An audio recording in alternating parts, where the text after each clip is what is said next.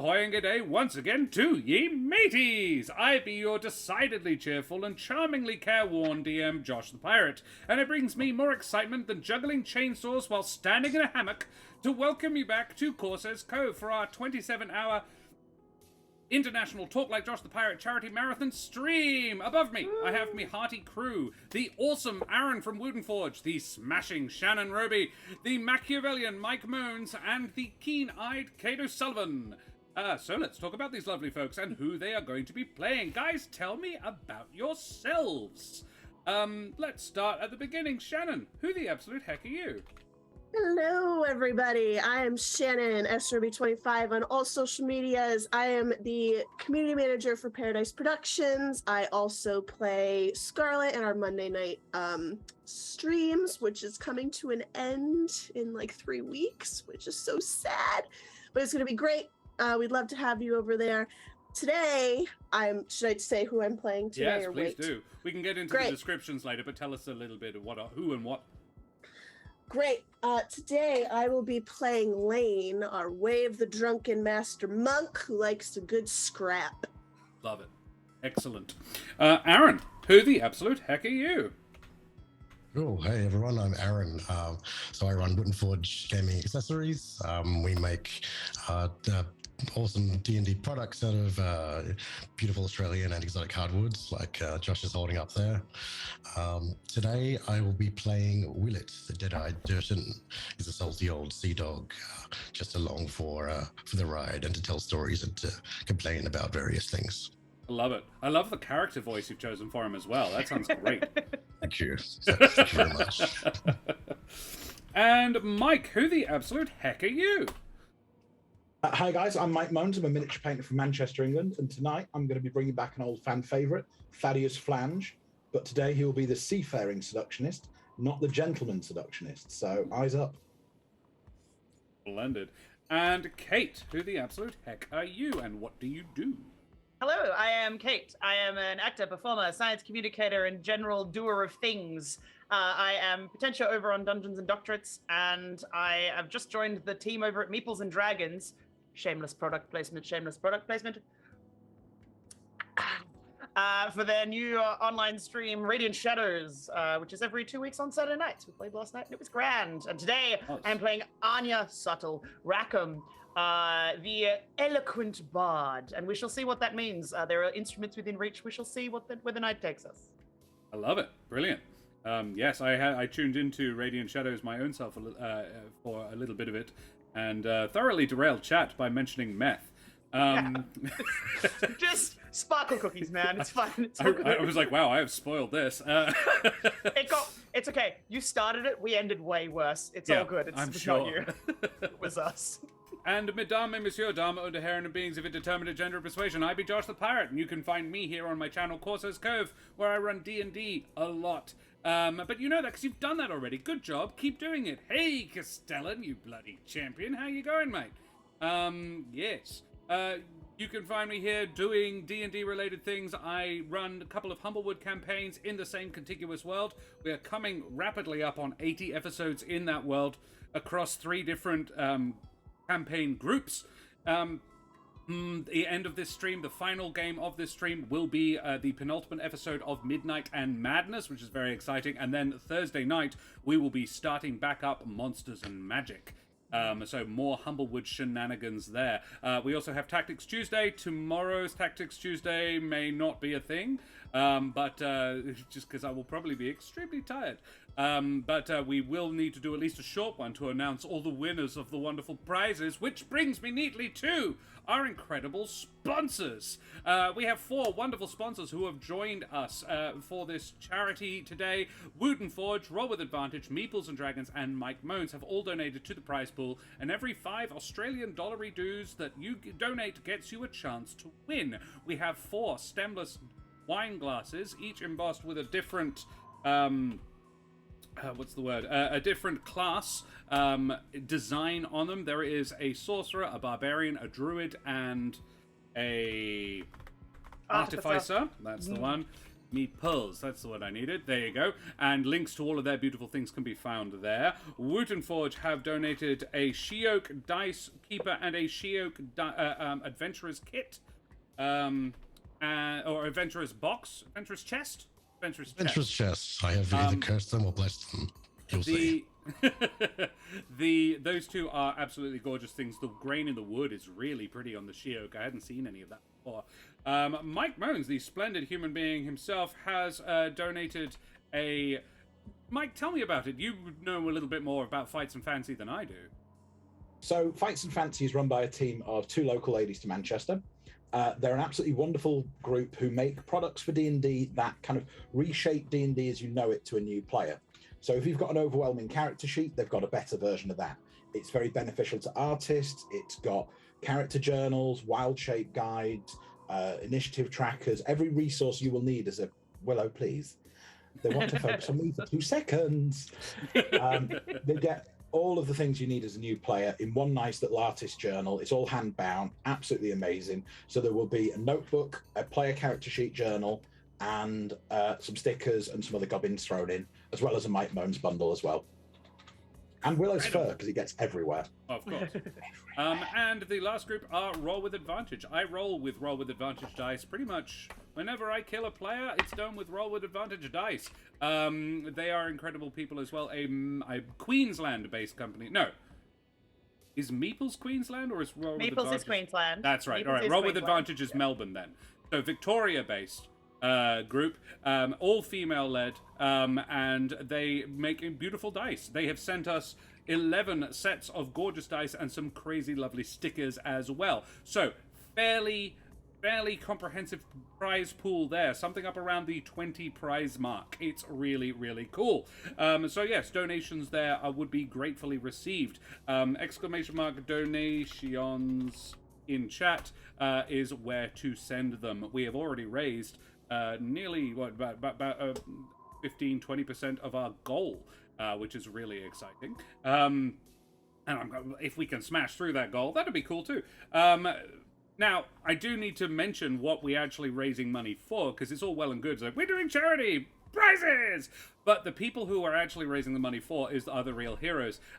Childhood Cancer Support started Talk Like a Pirate Day for this reason. It's all about sick kids and supporting them, but also, crucially, their families. It's a very often missed area of cancer support, because it's the families, particularly in Australia, where like 70% of the area, it was like 95% of the country is rural. So anybody coming into a city for cancer treatment has to travel a gosh darn long way. And so Childhood Cancer Support provides counseling services, family unit accommodation, hospital and airport transfers, and social services support to families with children with cancer. They make one of the most horrible things that could ever happen to a parent just that little bit easier by taking the load off the logistical side of their kids' treatment and offering support services throughout that. They're doing incredibly important work, and I'm glad that we can help them like this, and in a piratical manner. It's sort of my jam. So I must remind our generous, charitable, and possibly even splendid audience to please like, follow, and subscribe to all of these socials. We have the exclamation mark, that one there. We have the YouTube, the Tube of You. You can find all of our episodes you may have missed there, including last year's International Talk Like Josh the Pirate Charity Marathon, which was only a mere 12 hours, and I was exhausted after that, so we'll see how this goes. And the Discord there, if you fancy joining us there, you can come and hang out and share in all of your wonderful observations. The meme chat is basically just Jack Squarepeg, and it's excellent. So, guys, let's get into it. Mateys, may your missions be successful and all your donations yield fancy rewards as we head tremulously at first, and then with mounting heat and passion into International Talk Like Josh the Pirate Day. Alrighty. Let us find the sound. That's the one. There we are. We find our hearty crew aboard their vessel, a fine frigate by the name of the Mourning Star. The sun is shining, the wind is strong, and you are all came out of your last shore leave none the worse for wear. However, The captain has been a little mysterious about your destination for this voyage. So, first question, who are you aboard the ship? Like, what is your role, what is your job, and what would you be doing?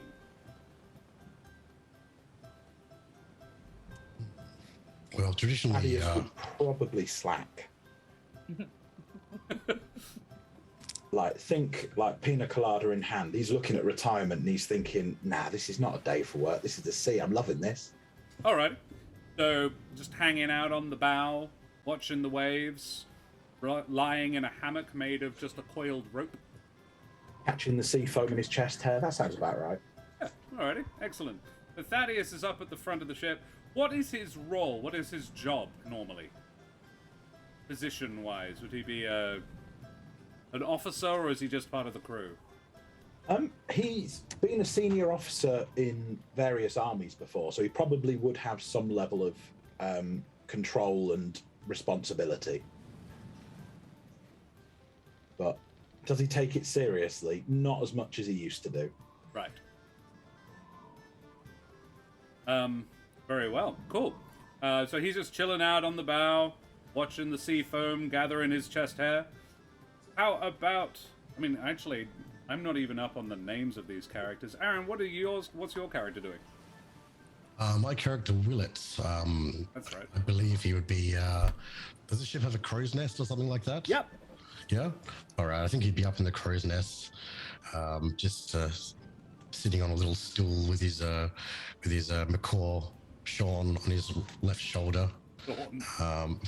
His salt and pepper beard and hair sort of blowing in the wind and muttering to himself, keeping a lookout for anything of interest.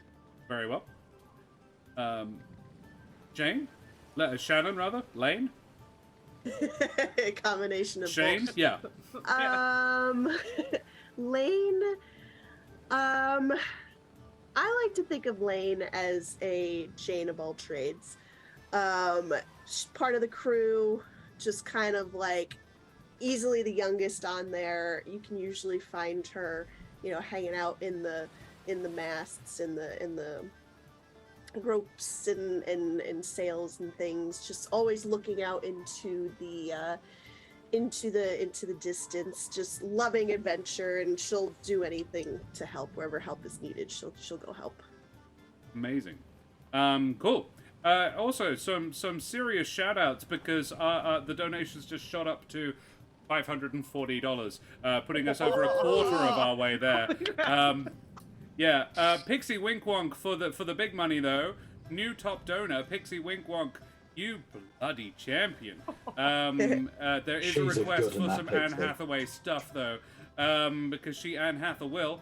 And where there's a Hathaway, there's a Hathaway, I presume is the way you finish that. Norel, thank you very much as well. Kate, you lovely person, you.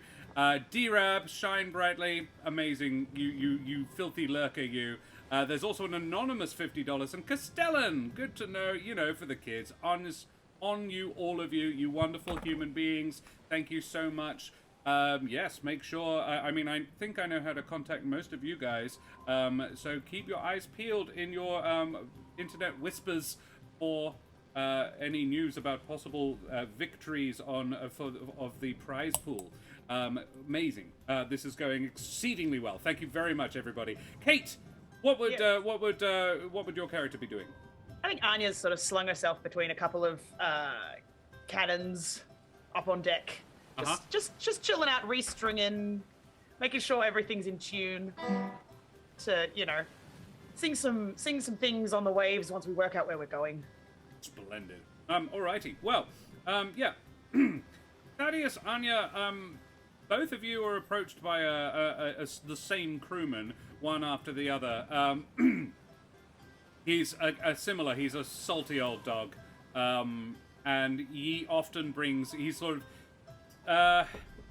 He's not the captain's major domo or anything like that, but he's the one the captain says, "Oi, Michael," Mike has he's been the captain's offsider for a while, and Michael shows up first to Anya, says, "Captain would like to see you, Miss Anya." if you're not too busy. And then proceeds up to Thaddeus and says, "Hey, Thaddeus, mate. Captain's looking for you as well." Thaddeus will, now he's been approached by a male, he'll really bulk out his shoulders and his chest and try not to look as small as he perhaps is. And he'll follow, but he'll kind of strut with it. But I always describe him as like Gaston. He's very shoulders, very bold, and busts forward. Love it. We've got a bunch of lurkers in that. As Thaddeus goes past, Anya just sort of rolls her eyes. This is the strut she's seen before and is not amused by. But, you know, fine. If that's what he has to do, that's what he has to do. Michael looks up, and Lane, you are standing on a spar, one of the, I imagine, sort of big, tall ship, so several rows of sails. You are standing on the top of the mainsail, looking down, and Michael looks up and says, Lane, would you mind getting Willett? The captain wants to see the pair of you. All right. Be right there. Thank you, darling. And I will go. I will, you see that she's wearing this, like, pink, like, really faded pink, like, scarf kind of, like, draped across her, and she'll kind of give it a little, swoosh and go find Willett and do that really cool thing where she grabs a rope and, like, spins down onto the deck. Yeah. You've probably been told not to by the captain after the third or fourth Absolutely. time you used a dagger Still do it. to slow your descent. Yup. Yeah, my hand goes to it, and I'm like, No, he told me not to. He told me not to, The fine. mainsail is patched. Which I had to do. Yeah. So make his way down the mast very slowly, as a elderly gentleman might. Race you! One step at a time. Young I people. love that he's chosen this job. The most labor-intensive, have to keep going up and down. I should also mention he only has one eye. Amazing. So, yeah, the best lookout, obviously. Yeah. Well, you all head to the captain's cabin. The captain's cabin is dark and reeks of pipe smoke. It contains an unmade bed and several tables, each covered with charts, cartography tools, and empty rum bottles. The captain, a human man named Hieronymus Teague, by comparison, is impeccably dressed. He wears a voluminous frock coat in red, smothered in braid, dark breeches, and a wide-brimmed hat adorned with a trio of colourful feathers. He has elaborately curled mustachios, which twitch as he smiles at you as you enter. Well, me fine hearties, you probably be wondering what it is old Captain Teague has set his sights on this time. You ever hear the tale of the Long Tall Sally? The Long Tall Sally? No. Zach Sabbath is raiding, which is a solid name for a stream. Guys, thank you so much for the raid. Favorite raid emotes up in chat. Zach Sabbath, what were you doing? We are having a charity marathon. The Dark King cometh. Oof, alrighty, that's a strong entrance. It is. Well. Gosh, alright. Right. What were you guys doing? They were playing Raft. Ooh. Hey. Well, guys, thank you very much for joining us. Yes, we are, and Windy Worm Twitch, Mindworm Twitch. Mindworm Twitch. Thank you very much for the follow, you salty sea dog. We be Josh I be Josh the Pirate. We be Courses Cove, and we be having a 27-hour charity marathon. D. James Fortescue, thank you very much for the follow as well, you filthy sea dog. And Zach Sabbath as well. Ahoy, mateys. Good to see you. Thank you very much for joining us. How did your stream go? Did you have fun? I hope so. We are just beginning up a second adventure. Our crew has just met the Captain Hieronymus Teague, and he's about to tell you what the adventure is. So yes, he is about to share with you the story of the Long Tall Sally. Well, over 20 years ago, the Sally was a cargo vessel taken by a pirate king named Jones. loaded with plunder, but before it could make it to a friendly port, something happened to it. Now, nobody knew what. But apparently, Captain Teague here, we met someone who claimed to have served on her at the last port, a midshipman named Wellman. He refuses to take so much as a swim anymore, so you can imagine he wasn't the most fragrant of gentlemen. But he gave me the down low, as mateys. He told me that she was taken by some fearsome sea beastie. But as she went down, the captain rigged the powder stores to blow, slaying the creature as he ate his ship.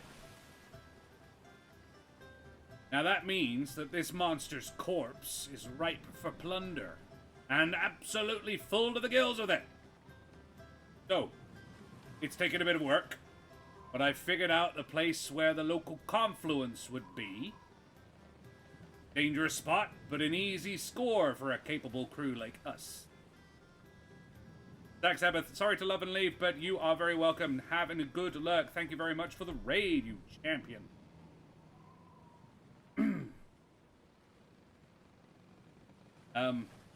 What do you think, mateys? Sound like a good taken, rich for the plunder? Absolutely. Yar.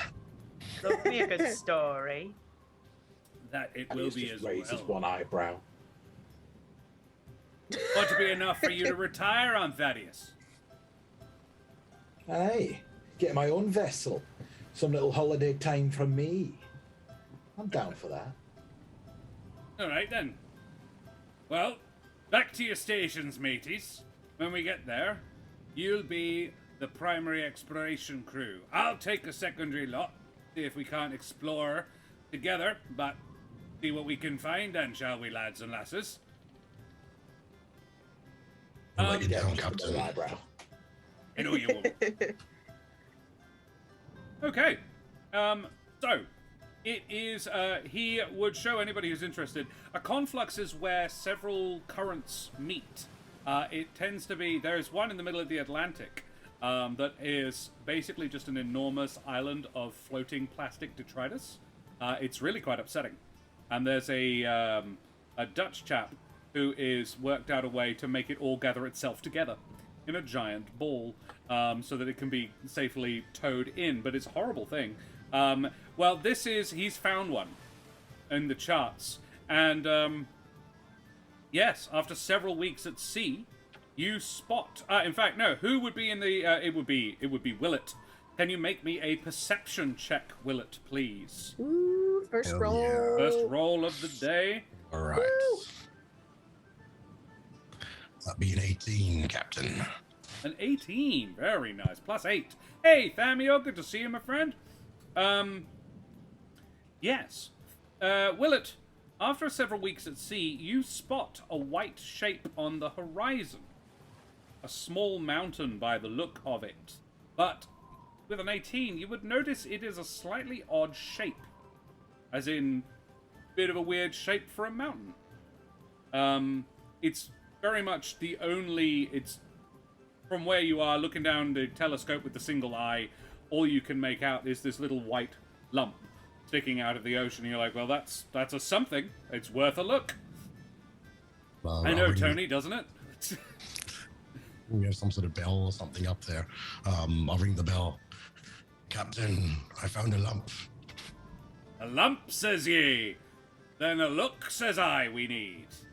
The captain calls all hands, and you realize this is probably at least a fair bet.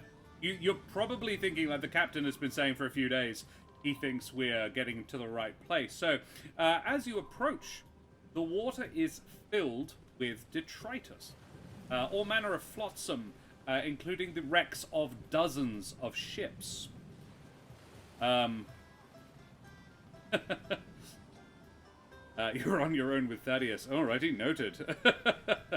Thanks for the advice, the cat is Arbatus. banging on me. I don't like this at all, and there isn't an Anne Hathaway in sight. So, guys, these are treacherous waters. Each of you are able seamen. What would you do to assist the ship in getting where it's going? Without having a nasty collision. I think Anya would get herself out on as far out onto the front end of the ship as she could, sort of hanging out there to watch for things in the water. Right. It was a last-minute sort of warning call to steer. Yeah. Alrighty. I like that. Thaddeus would find probably the most physically heavy-bodied work he could do to try and show off. But when people aren't watching him, he'd slack off. Right. Okay. So he's really just sort of hauling the ropes and generally making the ship work as effectively as possible, but only when people are looking. Okay. Lane? I will assist Anya by staying up in the mast there and just like, no, a little to the left. No, too far. Other way. I meant right. Port Stage starboard. left. Stage left. Yeah, that one. That one. Stage.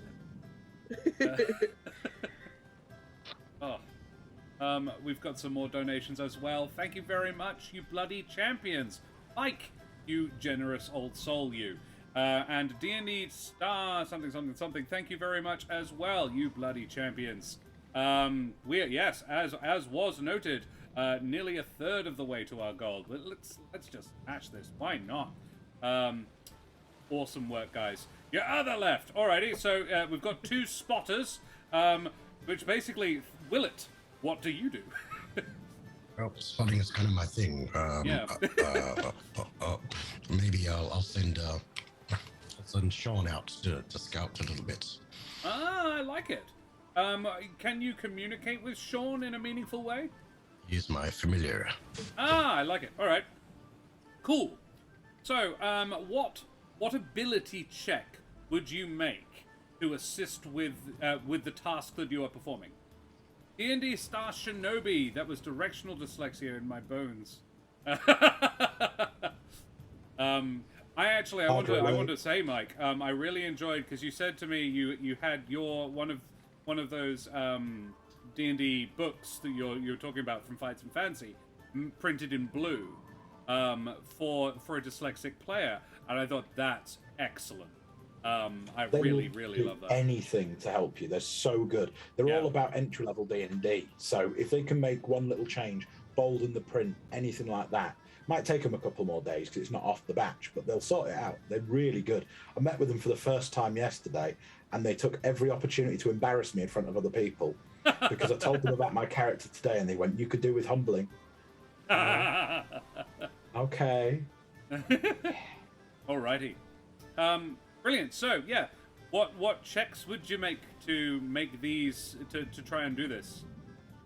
Oh yes, of course. Probably perception for Sean. Just looking out for any dangers or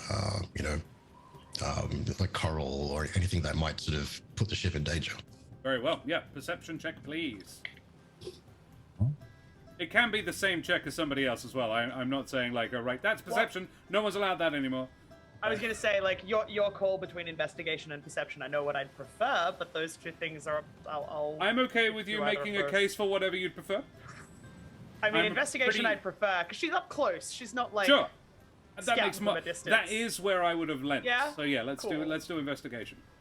Can my helping give her advantage? Okay. She's just got a 24. Well, maybe you don't need it. Yeah. So maybe I'll just roll like survival as we're just trying to survive. Oh, that tracks. Natural one. Okay. Alrighty. And then Thaddeus, how do you assist with this? Yeah, Nat one's in chat. Thaddeus is going to kind of put down the heavy lifting for a moment and just kind of peruse the top of the deck and where people are. He is somebody who is experienced with seafaring, so he just wants to make sure the ship is in order for kind of what we're going towards, or at least what he believes he's going for. Okay. And also anything, just kind of structure. Is it tidy? Are there any hazards on the boat? He's very bold and brash at charging in, but kind of behind the scenes, he's like, ooh, yeah. So, history? Yeah, happily do one of those. I'm guessing it's not a stone vessel because there's a dwarf I have to ask about the stone coming. No, it's not. No. It wouldn't be a very just good the rule. vessel if it was, really. I Could be know, pumice. right? Could be pumice that floats. It's Pumice, fine. yeah? Yeah, A ship made of pumice? Pumice. Oh, wow. Yeah, we should just move on. Flat zero. I would say, tell you what, I'll give you advantage because of your history, because you like knowledged it out, and he would know more than zero. Nothing. Awfully bold of you to think this will help Thaddeus. Oh, -1 modifier. -1 to 14. All right. That makes that tracks a bit better. I was about to say, I'm like, how do you roll a 0 for something you would know something about? I'm just going to assume he was slacking off so hard he never actually bothered to check, but told everyone he did. Exactly. Right. Alrighty. Yeah. So that gives us a cumulative, because this was sort of in my head. I wanted a 50 or more is the number you guys were shooting for between you. 24 and 18 got you a good chunk of the way there, however, that's 42. A 3 got you to 45, so all you needed was a 5, Mike. So the 0, I'm like, oof. Yeah, but you guys saw past it, 9 over what the target number was. You managed, between your efforts and the skilled steering, the seamanship of Captain Teague, manages to get you close to this island. And I need to greet a few new followers as well. King Tubba Flubber, reading aloud, which I really enjoy, unless it's reading aloud, because I'm from Reading originally. And Abata Studio and D&D Star Shinobi, vast mateys, thank you very much for joining us on here, this here Vessel Courses Cove. Ahoy and good day to you mateys. So, you managed to successfully navigate your way through the treacherous waters surrounding the island. As you approach, as you come closer to what at first was taken to be an island, Willett, you would be the first to notice this, it becomes clear that it is in fact a giant shell. Similar to that of a garden snail, but comfortably a mile across, and rising several hundred feet out of the water. The exterior is bleached a bone-like white, but still possesses the patterns and markings of its life. Where the organism would reside is instead a cavernous, empty space with a pleasant beach and a decent amount of foliage, a short way back from the shoreline, obscuring the path into the interior. Reading aloud is a pun on reading. No, I got that. Yeah. The city was not considered. Yeah, no, I did get that, reading aloud. Thank you very much. I'll probably make my way down the crow's nest once again at my regular pace. And I'll approach the captain of the crew and I'll say, I think, Captain, this may be the aforementioned creature you've been talking about. Aye, mate, aye. Some masterful work slain, this here beastie. Well, lads and lasses, and all those in between, looks like we need to make land. We're anchor! And Thaddeus, because he looks at you, I think, just heft the anchor and just chuck it over the side. Yeah, the jolly boats are put into the water, and the captain has a secondary crew with him. He says, well, mateys, I'll take this here lot and to explore the exterior of that fine beastie. While you check out the interior, we'll meet back in a few hours. See if you can find that treasure. So, you head on to the beach. You get yourselves to really quite a pleasant beach. It's even got an overhang, so it's like shady. You don't get a shady beach very often, but yeah.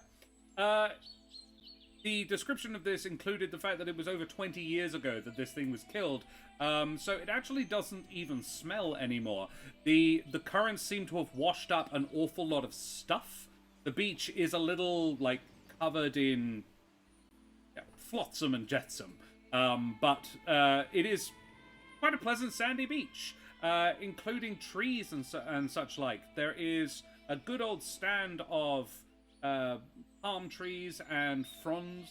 There is even animals. You can hear several insects, birds twitter away in the forested interior by the sound of it. As you pull your jolly boat up onto the beach.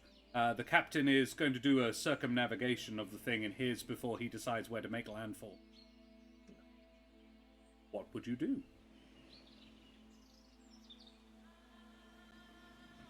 Immediately going to make a history check, if that's all right, on... Very well.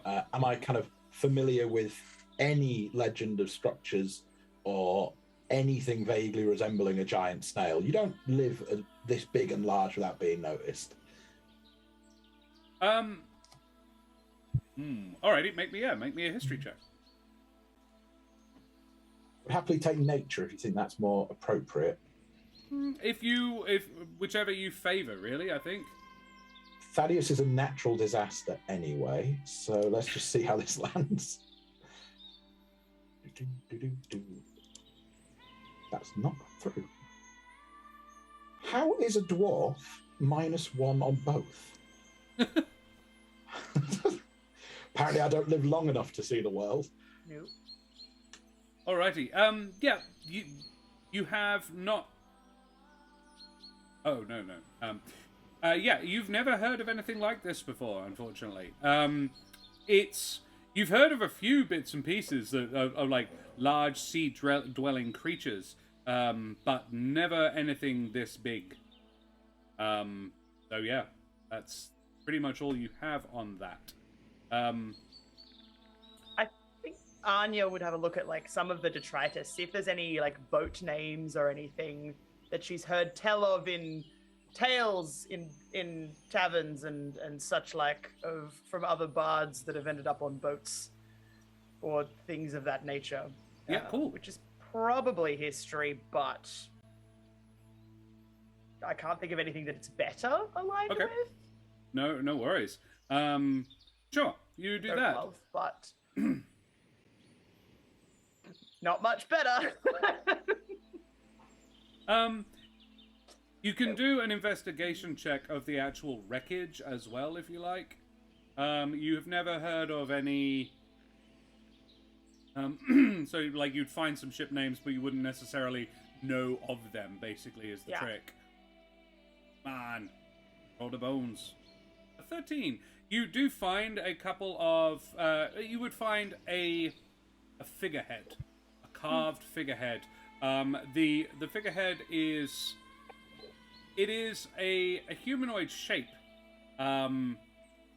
wearing a sort of think the figure on the front. It's the spirit of innovation, I think it is, on the front of a Rolls Royce.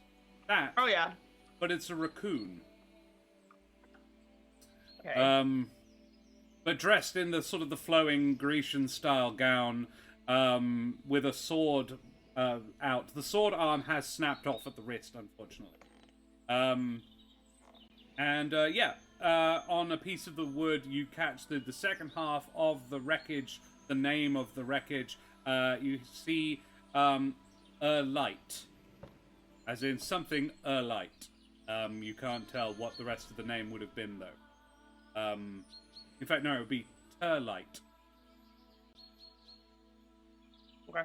But you've never heard... While that was going on, yes. Thaddeus would be leaning over the shoulder, kind of like, yes, I'm definitely helping. I'm part of this. And you just hear a really low, Hasn't got a Scooby, but wants you to think he does. Yeah. The instantaneous, like, and step away. Thank you for being too close. Thaddeus, take a hint. Thank you. So you take one step, he takes two, but he's got very little legs. Yeah. It's just progressive, like, shuffling dance version of moving around. Lane, will it? I think Lane is just like really excited to be a part of this treasure hunt. So she would be kind of like darting back and forth, just like looking for any signs of like a trail or something that we could follow. Alrighty. So survival check, please. Well, it didn't go so well the last time, but let's see if it's better. It would be TER light. 8 total. 8. Okay. Not amazing. Wow. Great. You're saving the high rolls for later. You'll need them. Yeah. Yep. Love yeah, it. yeah, that's what's happening. You, there isn't. So the thing about sand, right? At beaches particularly, is that the water washes away any tracks quite regularly on a beach, and so there just isn't really any. You find a few, but it belongs to Thaddeus. And He's go stand over there. yeah. Run away. Run my way. Tries can't giving you work the like eyebrow this. again, but a slightly different eyebrow. Stop with the stupid eyebrow thing. No. Go over there. He would pout. There'd be a large pout, but he would kind of like ruffle up his mustache so you don't really see too much pout. Yeah. But you definitely notice the shoulders are slack just a little bit, and he's starting to kick pebbles as he walks. Yeah. Willett? Do you do something helpful? Yeah. No, not particularly. I think Willett's just, he's been on one too many adventures. He's just sitting back, feeding crackers to Sean, seeing what unfolds. Right. Yeah. Okay, so you are all hanging out on a beach without the faintest idea of what to do. This is going to be a long one, guys. Brace yourselves. Is there a, in her attempts to get away from Thaddeus's, help, can Anya see if she can see, an entrance into this big snail or some way to... Because the idea was interior versus exterior. Can we find anything in terms of other routes in woods? Right. Off this beach-like beach that is full of sand. Yeah. Make me a survival check. That's gonna go interestingly. Well, look, it could be worse. Who did that? I mean, Who Bard's did having jack of all trades. It's coming in clutch right now. So, in an attempt to once again help, Thaddeus will cast guidance. 13's pretty good. This, as I said, see, the thing about sand is Very that sandy? it holds the tracks of any creatures that step in it really well, as long as you know where to look for them. And anywhere above the tide line isn't that hard to spot. So, and basically, yeah, Lane is super excited, but isn't that bright by the sound of it. So, whereas Anya goes, there you go. Anya, you spot some tracks heading into the interior. Lane, you just hadn't gotten to that bit of the beach yet. I would say probably. Oh, I was getting there. That's what I was going to look next. It's fine. It's fine. Just up. We'll keep going up. We'll try and look. I'm just trying to come with me. She's trying very hard to be like, buddy up with you because let's get away from Thaddeus. Right. We are at $750.23 because D20 likes dropping some odd numbers in chat.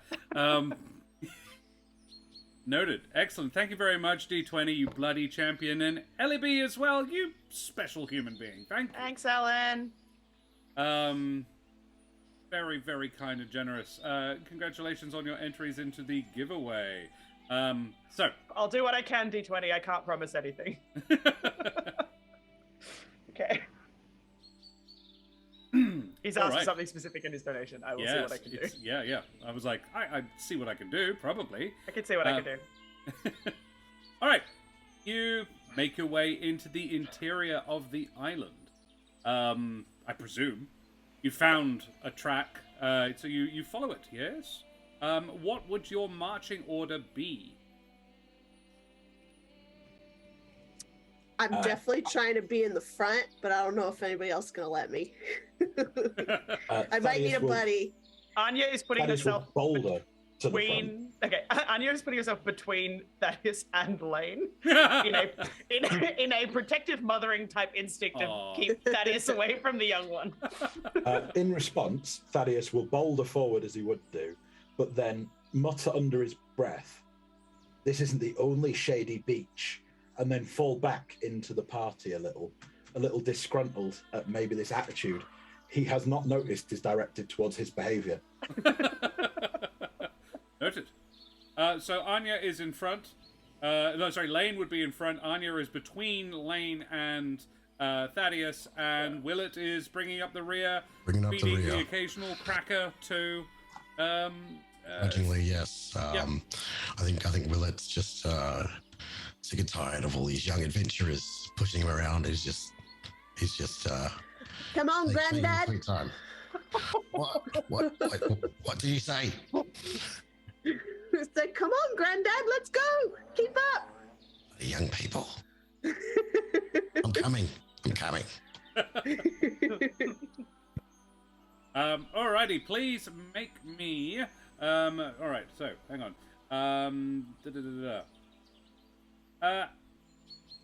Yes, you head your way into the interior. Can you please make me a perception check, all of you? I have not rolled above 13. a 10. Jack and is coming in clutch. Alrighty. Anya and Thaddeus, you are the ones to notice this first. My passive is higher. But you're actively looking. Because you're searching for a treasure. And I also need a dex save from everyone as well, please. A dex save, you say? Yes. Hang on. There it is. 28. Natural 20. Natural 20. Not good at looking, but I've got good reflexes. Sorry. My D&D Beyond sheet has just closed itself. I am just reopening it. 1 second. Probably going to be technical Thaddeus. difficulties. I love this. This Give is me a absolutely half perfect. a second. I will be right with you once I reopen my character sheet because D&D Beyond just crashed on me. Sorry.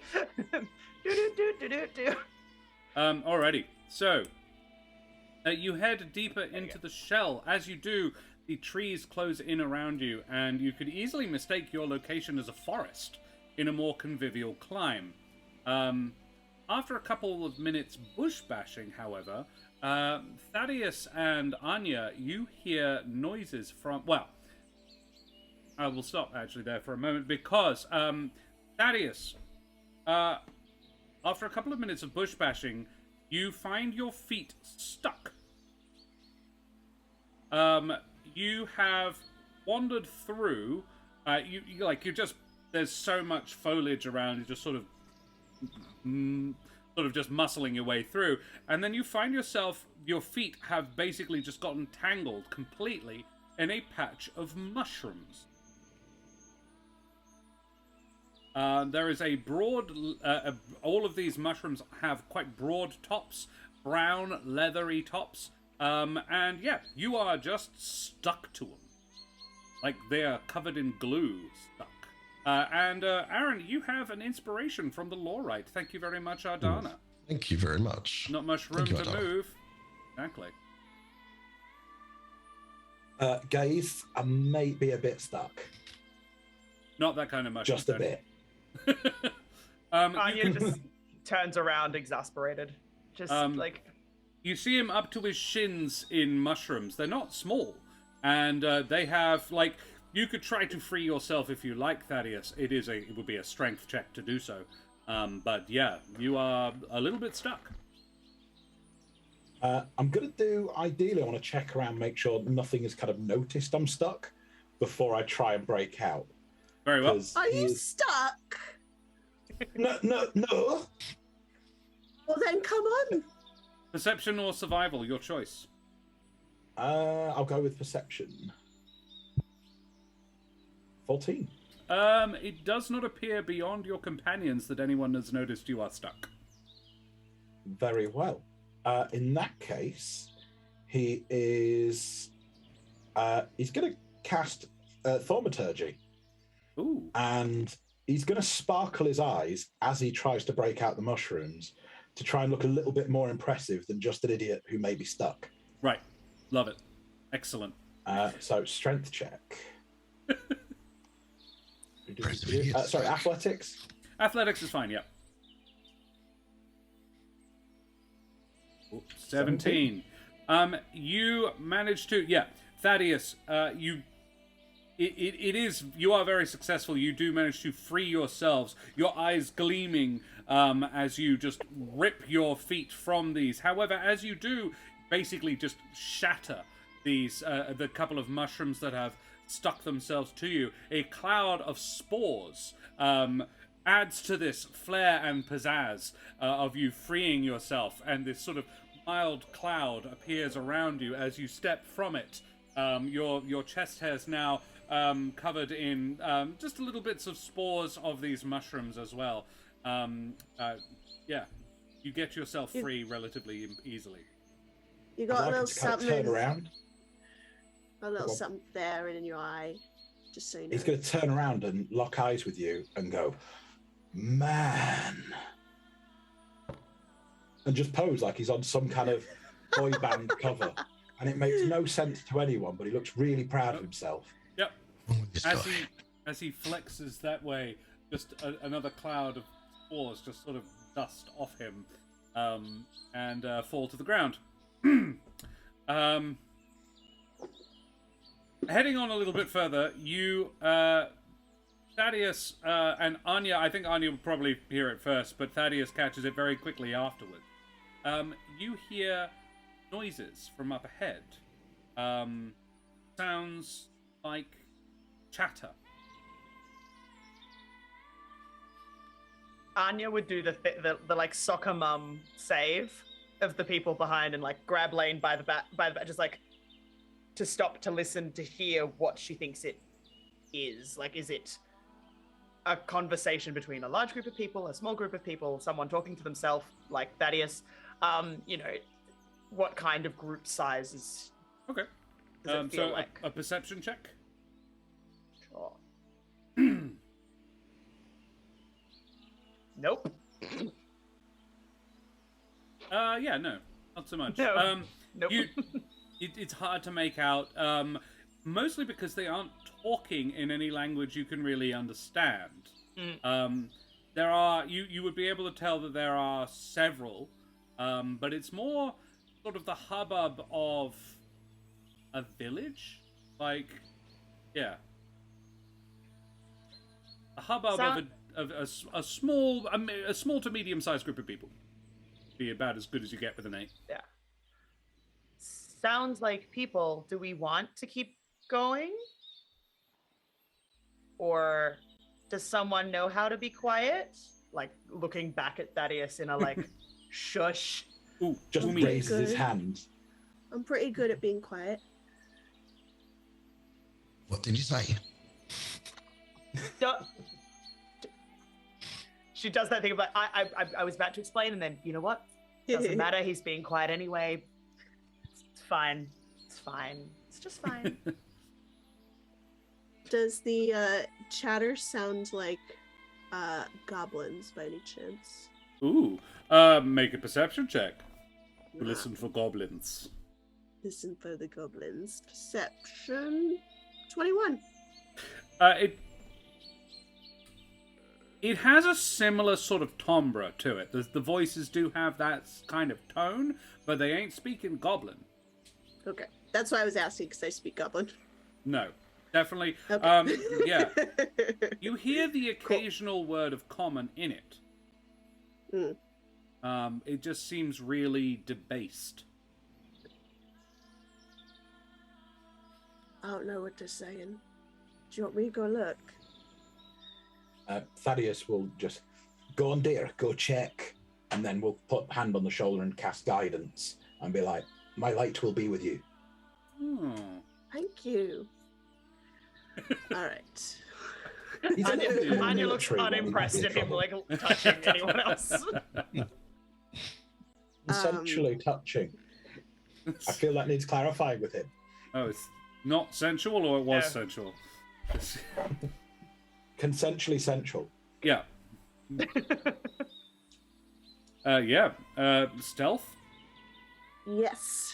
I want to go just kind of like tiptoe ahead and just kind of like peek and see what I can see. Very well. Dirty 20. Filthy 20. Yeah, you can add the guidance if you like, but 20 is pretty darn good. Yeah, we'll add the guidance just because it's there. 24 total. Nice. So I rolled my my favorite my Christmas present from a couple of years ago. This is the natural yeet and the natural fuck dice. I just rolled a natural. Yes. I just rolled a natural fuck for their perception. So, in my Wooten Forge rolling tray. So yeah, they didn't hear a damn thing as you approach. Yeah, you see through the gap in the trees ahead. You can make out a clearing, and within it are a cluster of small huts. Little more than lean-tos, really. They're constructed of long grasses and palm fronds. Moving around these are a group of primitive-looking humanoids. About a dozen, all told.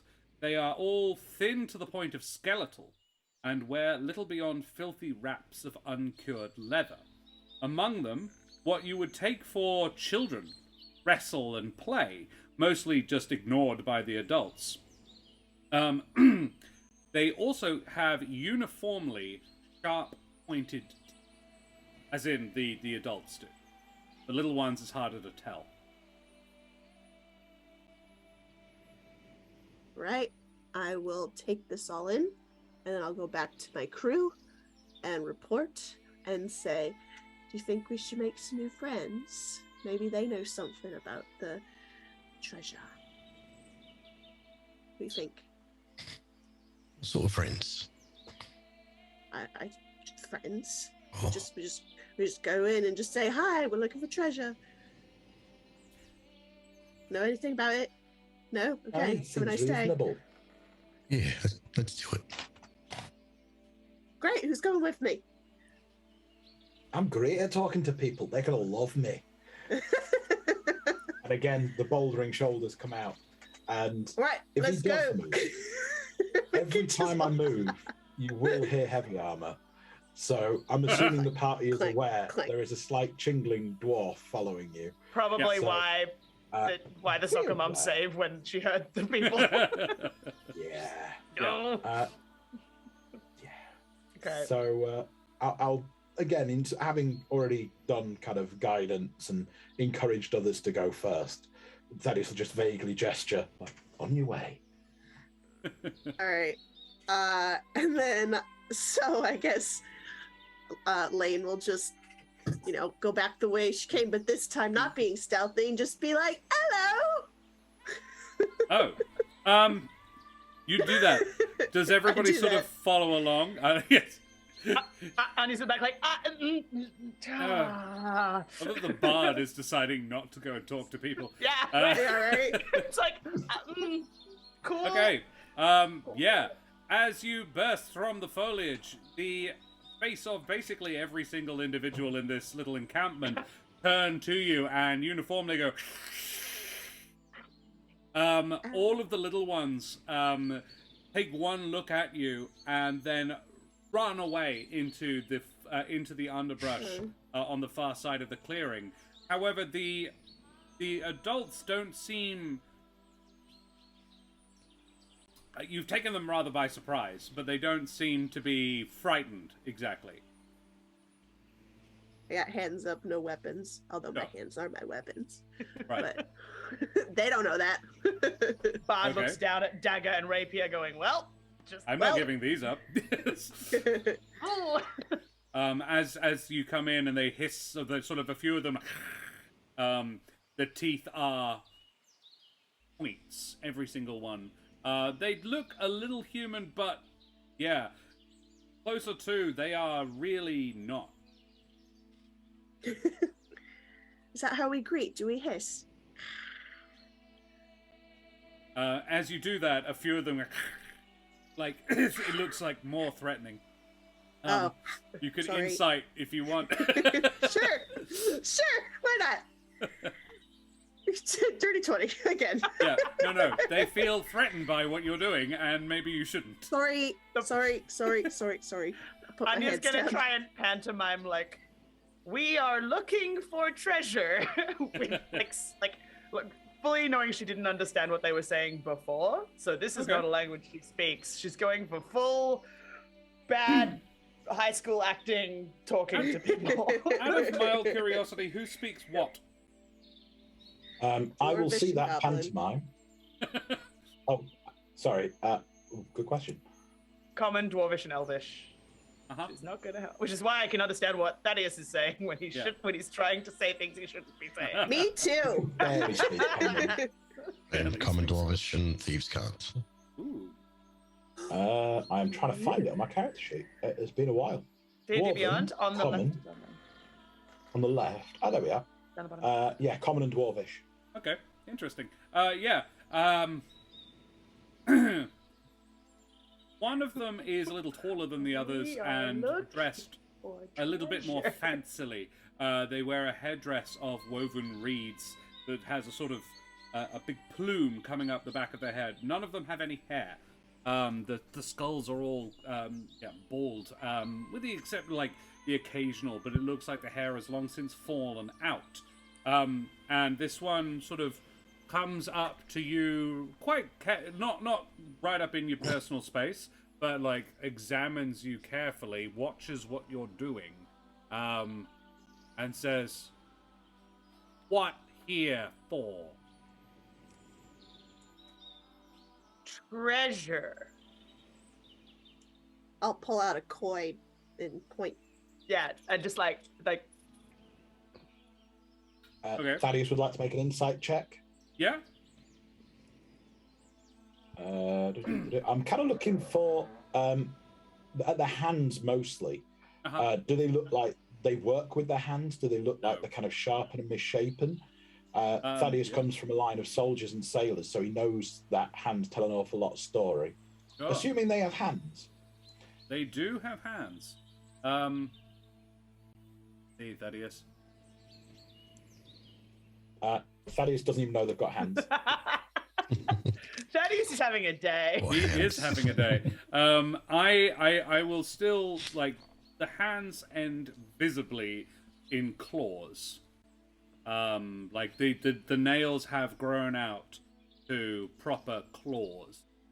It's not like you don't need to insight that. That's just you can see that with your dwarven eyes.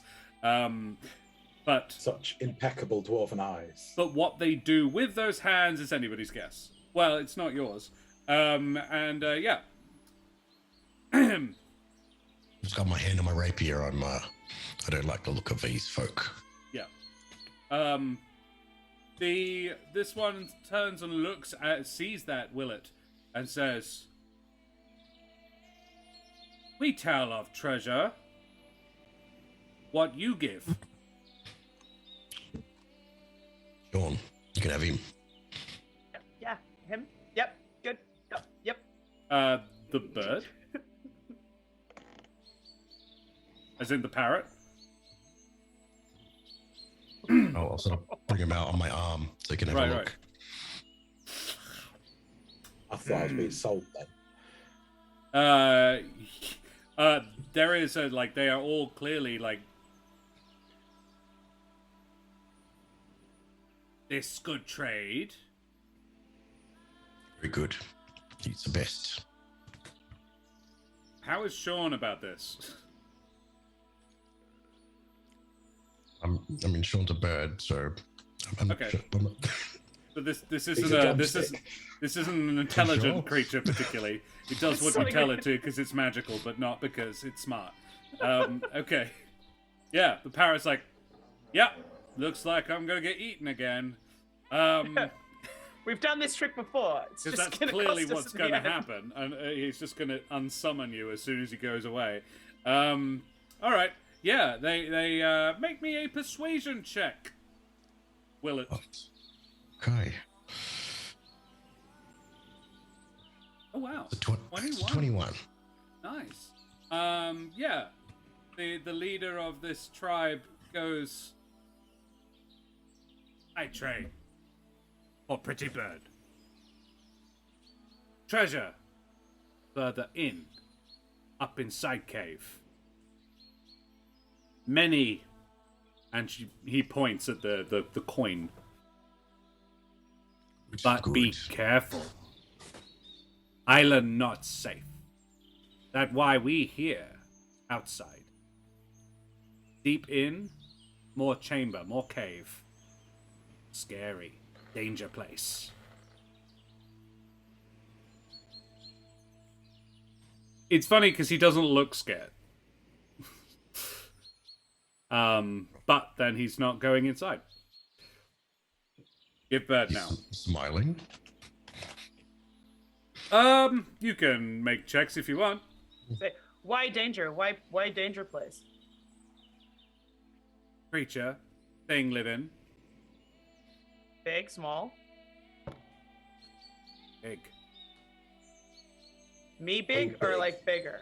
Big. Bigger. Sounds fun. Thaddeus just really like starts taking out holy oil from his basket and just rubbing it over his chest, like ready. Like very macho man Randy Savage. That's kind of where Excellent. he's thinking. Yeah. He says, give bird now. Give pretty bird. It come live me. Right. Fair trade. Oh, and I'll hand it over. Also Very well. walk up and sit on his shoulder. Yeah. He does, and he scritches the parrot. While this is going on, Thaddeus will also be doing some stretches because while he talks a big game, he is becoming slightly older a dwarf now and knows he can blow his back out given a sneeze. Noted. Yeah, cool. You do that. Does you trade anything else? We might know more. Thaddeus will push to the front. I'll give it a chance for anybody to object, by the way. Because I know Thaddeus is very bouldering, but Mike doesn't want to be, so I'm just kind of... Yeah. While showing off his dazzling pecs, he goes, I am a healer. I can fix all of you. What afflicts you? Ooh. Make me an insight check. They're getting better. You impotence is ending. you have offended him. Oh, that doesn't sound like Thaddeus. Are you sure? Yeah, he responds with a, I healthy. We all healthy. We way supposed to be. Much good. You leave now. No trade. Thaddeus is completely unmoved by this. He can't believe he could be wrong. But just kind of rolls his eyes and goes, right, monster, treasure. Not scary people. Right. And then just moves to the back of the party. You can make a medicine check if you like. I will take one. Just looking over these people. There's definitely something off about them, but it's hard to say what. Don't have any experience with. You're not wrong. They do have a malady, but it's not something you're experienced in. Can Anya, before they turn and walk away from her, which I assume is roughly what they're about to do, given Thaddeus is. They're more expecting you to turn and walk away from them because you're in their home. But before they Yeah. kind of go, Yeah. Because what about a map for, say, a story? It's not going to help you in any particular way, but neither's a map if we all come back with nothing.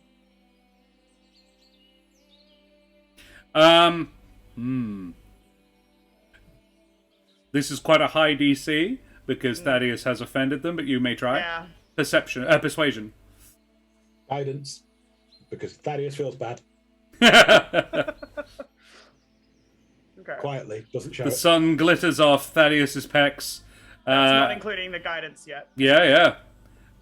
You don't have to use it immediately. It's concentration, so you can just cash it in whenever you do it on your next check. Yeah, if you like. To. But it's a high DC, but I don't know what the DC is, so... You might need it. I'll just It's also a cantrip. He that. can do it as many times as he likes. Yeah. Let do that. So that's Okay. what, 22? He says, "You come. The rest go. What story?" She like pulls the lute out from behind her back because like she doesn't tell stories. She Sure. tells musical stories. Okay. Excellent. Brace yourselves, everybody. I promised that would be a guitar at some point. Love it. Oh, that's not in tune. Hang on, I can't hear myself. That's not going to work either. Actually, no, I'll do the other one because I don't need the guitar. Because we can do the. I apologize to anyone who likes the Wellerman in chat, but I did a bad thing. So we have. There once was a ship that put to sea in the name, and I fear, my friends, this spells tragedy. The winds blew harder, bow dip down, oh blow, my good friends, blow. Soon may Cthulhu come, and with his tentacles, my son, one day when our sailing is done, he'll drag us down below. And I could keep going, but I feel like that I might run into some like copyright issues if I go much further. I don't know. Yeah. It's all fine as long as you're making fun. Yeah, that's no. I love that. You have now inspiration. Yes. This is what taking a week to write random lyrics on the internet is for.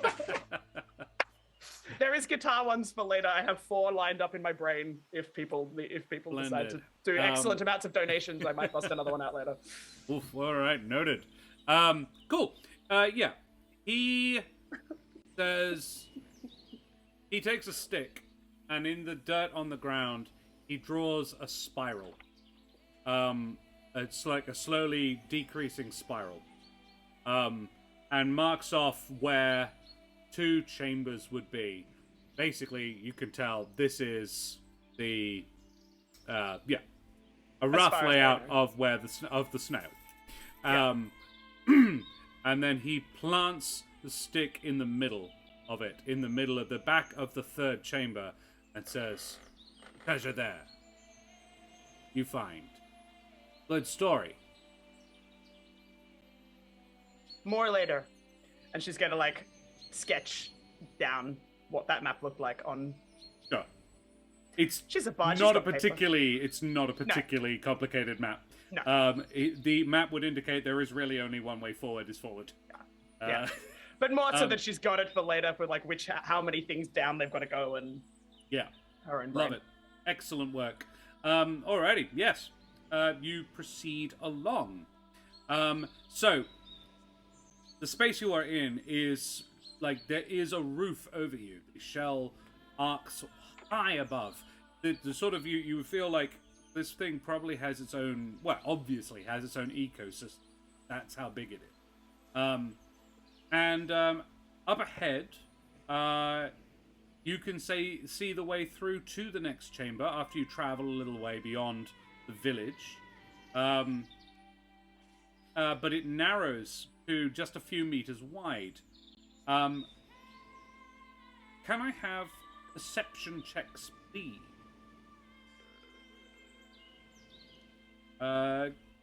Cosmic and the Cross, thank you very much for the follow, ye matey.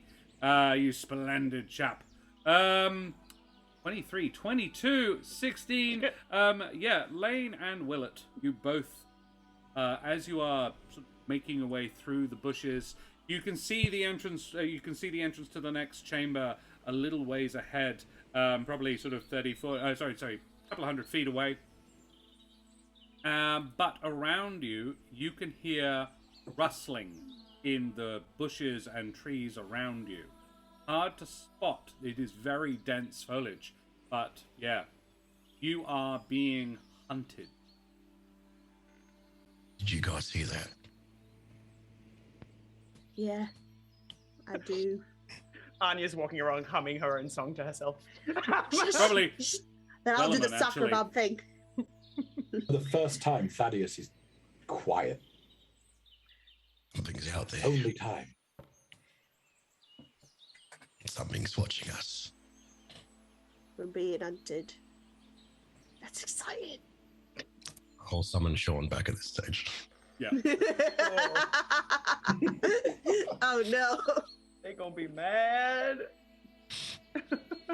Are we out of sight of the villagey Yes. camp? Yes. Okay. You're probably a third of a mile away from it at this point. So it could just hit Thaddeus, the yeah? track is just around, is slowly curving around a corner, so you are probably out of sight of it by now. Even if it wasn't for the trees, so they probably.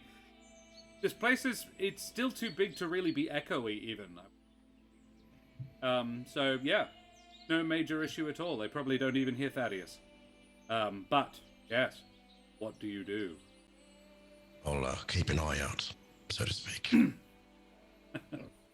I will quietly draw spare my one in your shield and pocket. warhammer. All right. I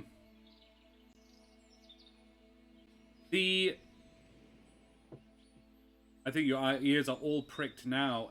You can't hear it anymore. The noises seem to have stopped. Can I look up, see if there's anything in trees? Yes. Yeah. No one ever does. Perception check. 13. There is nothing in the trees above you.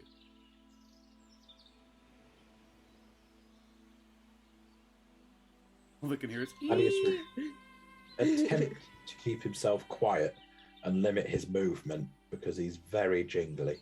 Yeah. But, well, is there any cover nearby that you can see? Is there anything that would be... You are surrounded like a by boulder? cover. This is the problem. You are deep in a jungle. There is no real path or track. You're not really following a trail. You're just taking the path of least resistance through underbrush. And not something that... is there even normal jungle noises? Interesting question, Pixie Wink Wonk. This is a place that none of you would be familiar with. What is normal in the inside of a giant dead snail shell? Right? That's a good point. Like, the animals that are here have washed up here. There is several birds, several insects that you did notice at the beach. There are still some animal noises. There is one particularly loud and raucous Norwegian blue, who just recently appeared in a cloud of feathers. Which one? Good boy. Should we just run for it and see what happens?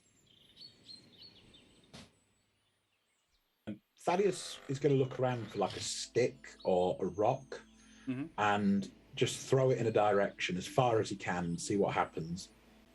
So I'll do the same thing in the other direction. I like that. Yeah, you do would that. you like me to go back? One on either side of the path. Yeah, I really like that. They're just resting. Yeah. I'm not even kidding. When Aaron made the mini, it's a Norwegian blue. So, because obviously it was. There's going to be a parrot. Beautiful plumage. Yeah. Your ears are ready to listen for anything. So, perception checks with advantage.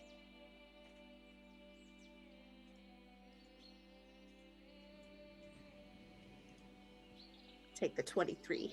Yeah. Valid.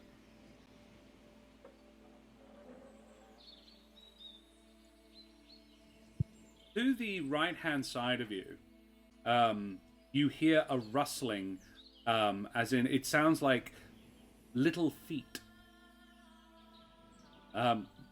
Something, doesn't sound like a big thing, chases the rock Thaddeus through. Sorry, that was a hard one. I wasn't ready. I wasn't prepared for tongue twisters. There you go. Thaddeus flung. That's worse. Thaddeus flange. Flange. It is late. And I'll be honest, I haven't slept well for the last 2 days because I've been stressed about this. Who knew? Yeah. You can hear that. It only sounds like a single individual. Thaddeus chucked. That's better. I like that. Yeah. What was that? To the right. You hear that?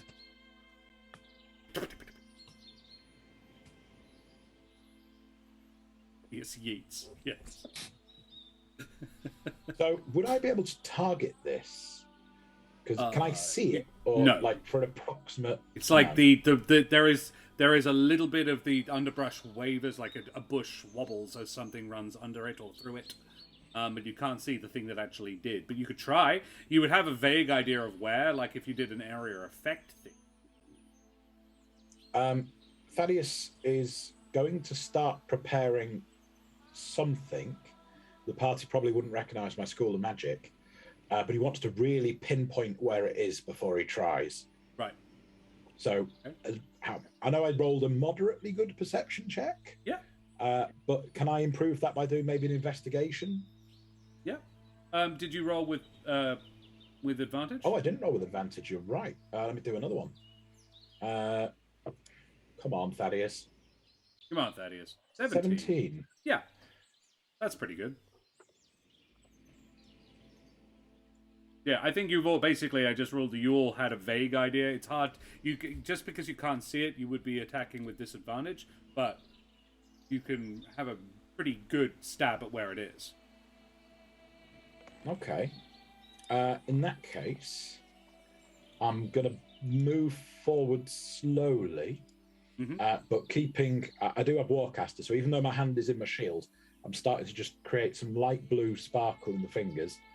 And I'm locking eyes where I think it would be at any given point in time, but very slowly, much slower than a normal stealth, because I'm very aware, and just edging forward, hoping to get a truer sight. Alrighty. Make me a stealth check, and I wouldn't give you disadvantage because you are moving extremely slowly and carefully. I'll take that for him. Knowing how important that is, he's going to release his spell of guidance on himself. And I'm going to add a D4 to that. If you allow guidance on yourself at the table. I'm fine with that.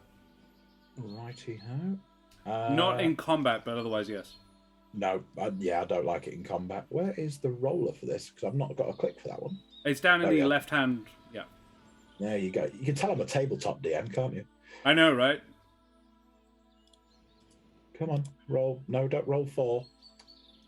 Dear God. Why, Mike? Why? You had one job. There you go. Oof. Yeah, he's not feeling great. 10. Yeah.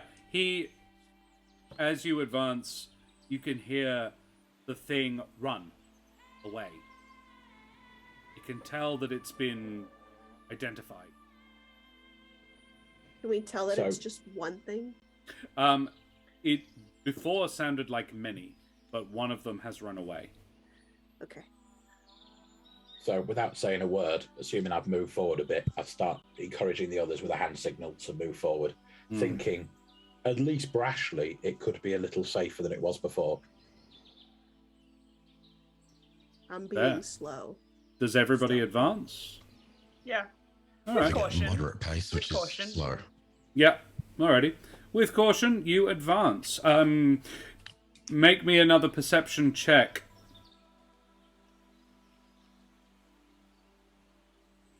Ooh. Hey, that's much better. Nice. Okay. Yeah. I would say you're all sort of standing ready for this. Lane, you would hear it just a little later than everybody else, but you all hear them. Is that a nat 20 as well, Thaddeus? It's a big old nat 20. Thaddeus, that noise you heard run off, you hear it come back. About a couple of 100 feet further along, you are just getting to the edge of a clearing, at the end of which you can see sort of where the shell narrows to a point, only about 30 feet wide. So you're about 100 feet away from it. The clearing is basically, for whatever reason, it seems like everything has just sort of died off on the way through to this next spot, this next cavern. And there's just, the ground is clear, it's sand, and it's just empty. And you reach the edge of this clearing. Thaddeus, you can hear that one you had your ear on come back. The others, however, Willett and Anya, you can hear more closing in from the other sides. 2 from behind you, and Willett, you get 3 from the other side of you.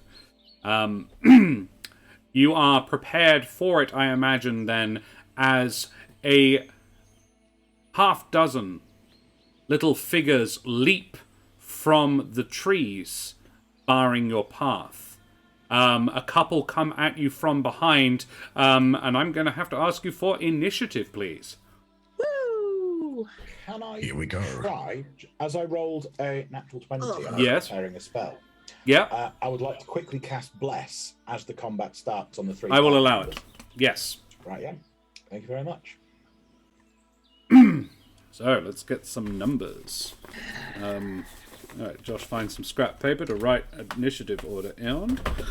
For So, those who don't know Bless, you can add a D4 to your attack throw or your spell, attack roll or a saving throw before the spell ends. The target can roll a D4 and add the number to an attack roll or saving throw. It's at level 1, so it's just a D4, but all 3 of you have one. marvelous. Wonderful. Thank you. And I believe it lasts, so you can use it on any attack roll until your concentration ends. Yep. Yeah. As in, you can use it more than once. So, we have a 19 from Anya. An 11 from Lane. A 20, filthy 20 from Willett. And an 8 from Thaddeus. And Tony, would you roll me !roll space 20 in chat to see what number in the order these creatures go? We shall see. And I will change the music. This. Tony, a 2, you monster. You guys were ready for them. Here they come. These are the creatures, the little things you saw before. The little infants that you saw before. They dashed off into the trees. They're little skeletal little bodies. The first one jumps out of the foliage in front of Lane.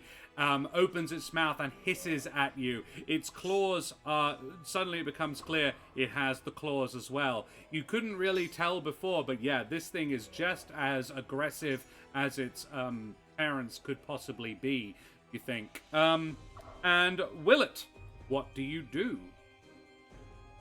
I'm going to move up to the closest creature. Yep. I'm going to draw my rapier. So, well... Finally, old one-eyed Willie's going to get some action. I'm going to attempt to hit him with my my rapier. Excellent. Make an attack roll. 14. So I have copied Des from the Eldritch Scribe because I really like this home rule. If you equal the armor class, I tell you, you did. 14 Hell is yeah. the number you need. Good job. Right. So that is 6 points of 6 points slashing of damage. Piercing damage. Piercing. 6 points of piercing on the first. They are basically all around you. They haven't managed to block your exit into the chamber further in, but they are pretty much in a semicircle around you guys. A semicircle about 20 foot wide. And I would say Willett is attacking one of the middle 2. Is that all right? That's good. Very well. Can I bonus action draw my short sword You certainly may. and make another attack? Nice. It's an 11. Now, you're a swashbuckler, right? Hmm. So, you get a sneak attack. Yeah, that's true. That's true. Right? Oh no, how sad. I forgot how to So play rogue. sneaky. Tragedy. Like, swashbucklers are horrible. Great. Well, I heard okay. great. Is great Yeah. the word you were looking for? They are great. Josh? That's the word. Sorry, I Great. forgot. Yeah. Yeah. Well, that's another 15 Another points. in that 15. case. An 11 doesn't hit, but the 21 total damage from the first attack was pretty good. You do have Bless. You do have Bless I can use it on that short sword bonus attack. Yeah. Short sword attack. Let's give it a go. That's a Need D4, a right? 3. Oh, 2. No. not quite. However, Seeing as we're applying the sneak attack damage to the first one, how do you do this? How do you attack this infant creature? What was you say? Get out. Yeah. Children's charity. Reach out, pull out my my horrible dilemma here. Pull out my rapier and just insert it straight into the middle section of the creature, and then slowly withdraw as it drops to the ground. Oh, it does. It collapses to the ground. And the one next to it sees that and goes, ah! And then begins eating it. Good. It is Cool. Anya. Cool. That's cool and not gross at all. So Very cool and normal. yeah, very cool and normal. Anya is going to take her rapier and slash it at the closest one to her. Love it. In a sort of like shoot type energy. Yeah, cool. So, Yeah. I will say this is one on the left-hand side of the edge of the circle. A 14 to hit is what you needed. Yep. So that is the one. Well, that's just grand. 5 points of damage. That's 5 yeah. more than it had taken before. This is true. And then I would like to use my bonus action to. Yeah, let's use unsettling words instead of bardic inspiration classically. So what that is I expend one use of my bardic inspiration and choose a creature I can see within 60 feet, which I'm gonna pick the closest. Yep, the one you're in melee with. No, the closest to Lane. Yep. Yeah. The one that's eating its mate. Oh, is that the closest one to Lane? Oh no, actually, sorry. Yeah, that'll be one of the others. Yep. Yeah. And it has to take. It must subtract this number from the next saving throw it has to make before the start of my next turn. So if anyone's got anything saving throw related, get Wompy. Okay. Interesting. And that is a D8 that I need to roll. What's that over there? Womp. It has to take 7. Off any And it's- saves. Any saves. And it comes out as just like, leave her, Johnny, leave her. It's just a solid round of like sea shantying at the thing to leave her alone. Excellent. Yeah, cool. You do that, and it's taken 5 points of damage. Next up is Lane. Okay. Is this the one that is eating? No, sorry, companion? yeah. No, this is that one a is in different front of Willett. All right. So this is a different one. All right. So I will look over and see that it's eating its fellow and be like, "Don't do that!" And I'm going to punch it. And I will be expending a key point for a stunning strike, so that will have a saving throw. Nope, not that dice. Very good. This is not the one that is eating. This is a different one. But yeah, cool. Love it. Yep. Oh, that was almost a 20. 18. 18 hits. Okay, And so what let's do manner damage. of save is it? So it is a con saving throw 13. -7. Minus 7. I am afraid I rolled a natural 20.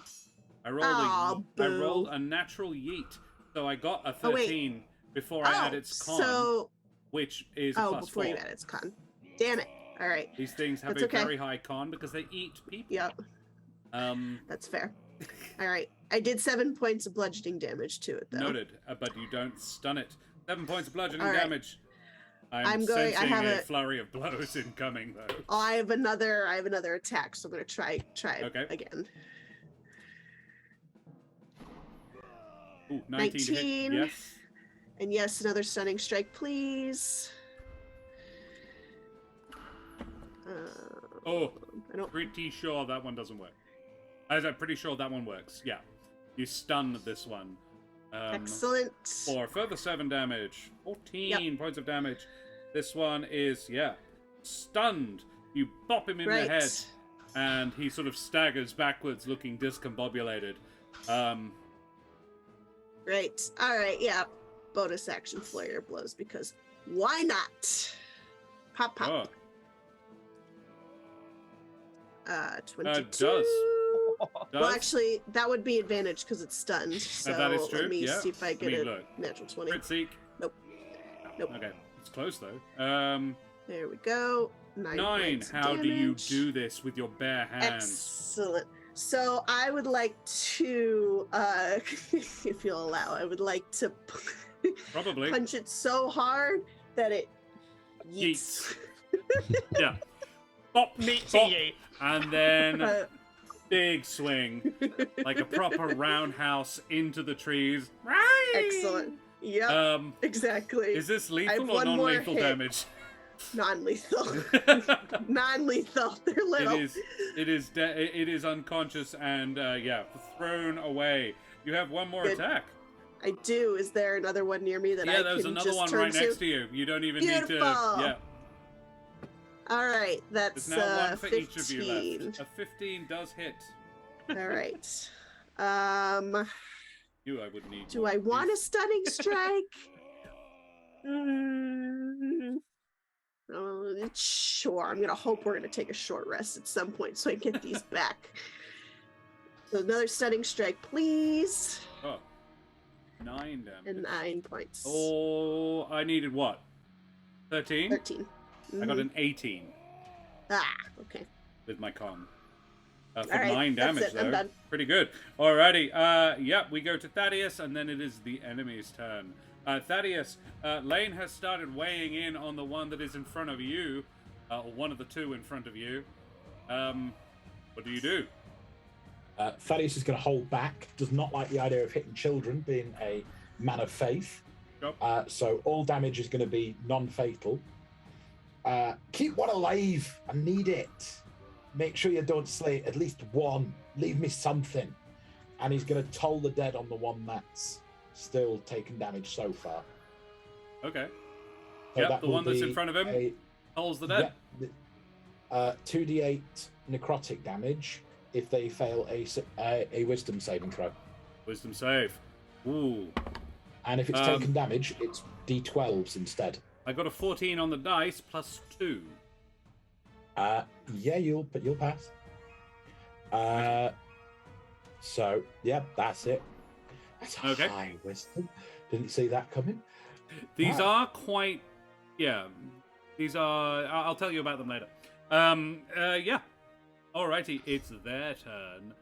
2 of them are unconscious, which means there's 4 left, which means there's 1 for each of you. Lane, the one that you bopped on the noggin is going to attack you back. Okay. They have, unfortunately, this one, ally attacks against creatures if ally is with 5 feet of the same creature. Yeah, this one does not have advantage on you because it doesn't have a buddy. I yeeted its buddy. Yeah, you yeeted its buddy. Wow. Pretty sure a 12 isn't going to do it. Nope. All right, then. You managed to avoid both of its attacks. It tries Wonderful. to chomp you, and then it tries to scratch at you. Oi! But you just No. avoid it. Then we'll just go around the circle as I see it. It's Thaddeus. Thaddeus, there's another in front of you who would get advantage because it's got a buddy standing next to it. These have pack tactics. So, Thaddeus, you're going to get all scratched up. So, firstly, we'll try to bite you. A 17 to hit. Nope. And then it's going to claw at you for 21. Yeah, that'll do. Yeah. So you are going to take 1d4 slashing damage, which is 1d4 plus 4, so 8 slashing damage and 4 poison damage. I roll max. Okay. I've got advantage against poison, so not resistance. That's fine. Yeah. Cool. Next, it would be Willett. There is another in front of you, but it doesn't have a buddy with him, so he is just going to be rolling straight. Crit fail and a 6 on the dice. Probably a 10, I'm feeling, doesn't do it. And the last would go for Anya. The bites aren't doing so great, which is a shame. A 12 to hit with the bite, a 24 with the claw. Yeah. Yeah, the 24 does. Cool. She's a bard. Like, she's not a tank. Yeah. Fortunately, you don't take anywhere near as much damage as Thaddeus. That is a 6 points of slashing and a further 1 point of poison damage. And we're back to the top of the order. They don't seem to mind. So, yeah, the one is worthy to note, Willett, the one that was gnawing on its friend, clearly heard Lane saying, "Don't do that," and stopped chewing on the leg of his buddy to get up and attack you instead. So, Willett, it's your turn. There's a dude in front of you, just tried to hurt, didn't manage it, but he tried. No worries. If I wanted to use Sean, would he be in the same initiative order as me or something different? Steve, that's the way familiars work, yeah. Sean's going to fly out and start squawking and basically trying to create a distraction. Okay, giving the help action. Yeah. Cool. And I'm going to cast Booming Blade and take a swipe at that particular creature. Love it. 25. Yep. Yeah, that hits. Yeah. Sweet. Are we cranking out some sweet snake? Yeah. You see the greenish sort of blue energy start to coalesce and encircle the creature as Willett slashes into it, dealing a lot. So 12 max damage, or nearly max damage. That's pretty good. The extra for Booming Blade.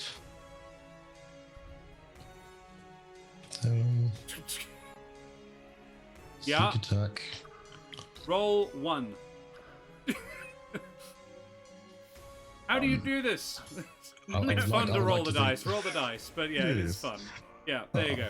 28 damage all up. Some of it magical. Yes. How do you do this? It slashes into the creature and then kicks it backwards to activate the Booming Blade, and you see it explode into chunks. Delicious.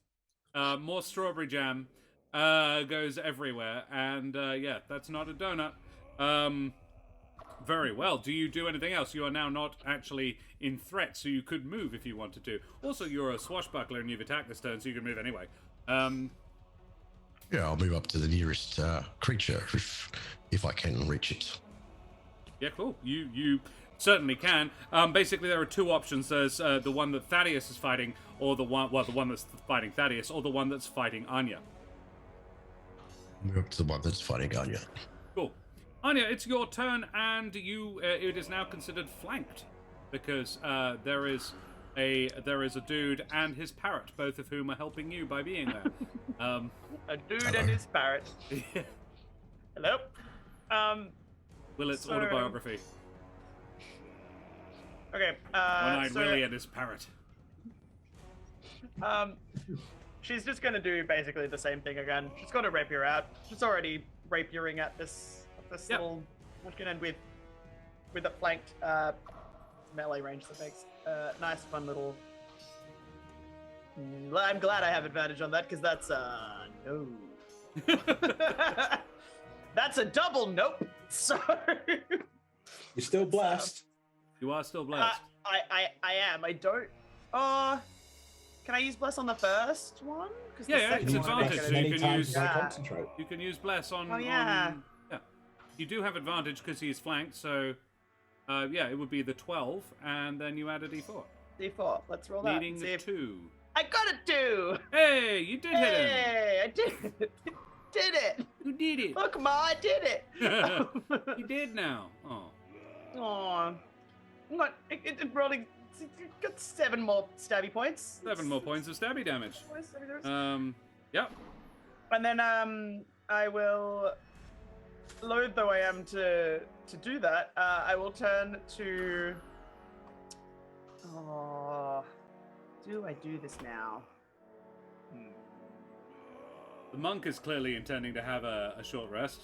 Yeah, I'm just saying, like, the monk is planning on a short rest. So, in which case, she's just gonna turn to Thaddeus and just go, "What do we do with a drunken sailor? What do we do with a drunken sailor?" Just ready and prepping for some bardic inspiration heading your way. That is a D8's worth of bardic inspiration. Thank you very much. That is. Enjoy that. Lane, there is a punch-drunk little boy in front of you. Little thing. I'm not going to be specific. Little cannibal child in front of you. What do you do?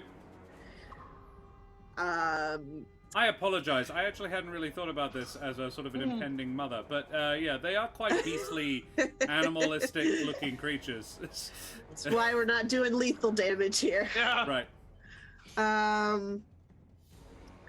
Let's see. So I will. What do I want to do? Yeah, you know what? I'm a monk. I like to punch things, so I'm gonna try and eat it like it's friend. Love it. Woo! Natural 20 for a 27. Oh, yeah. Yeah, I think I should be more specific about my descriptions, because in my head it's very clear. These are not humans. These are very animalistic. They were never humans, even before they turned into what they are. These are humanoids, but they are distinctly non-human.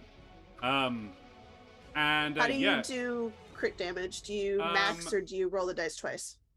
I do max and then roll the dice once. All right, so 6. So you take the biggest it could be, and then roll another. Yep. So 8 plus 4 is 12 points of bludgeoning damage. Pretty good. In fact, this is the one you'd already hit, right? I think so. Yeah, the one that's think if it didn't move, it's still in front of me. You go for a big hit. I almost see this as like a volleyball, like like a serve. Yeah. I'm enjoying this because it looks like from a distance the fight is really just these things just flying out. Something from Asterix and Obelix. Did that do it, or do I need to pop gone. some more? It's yeeted It's away. yeeted. All right, yeah. excellent.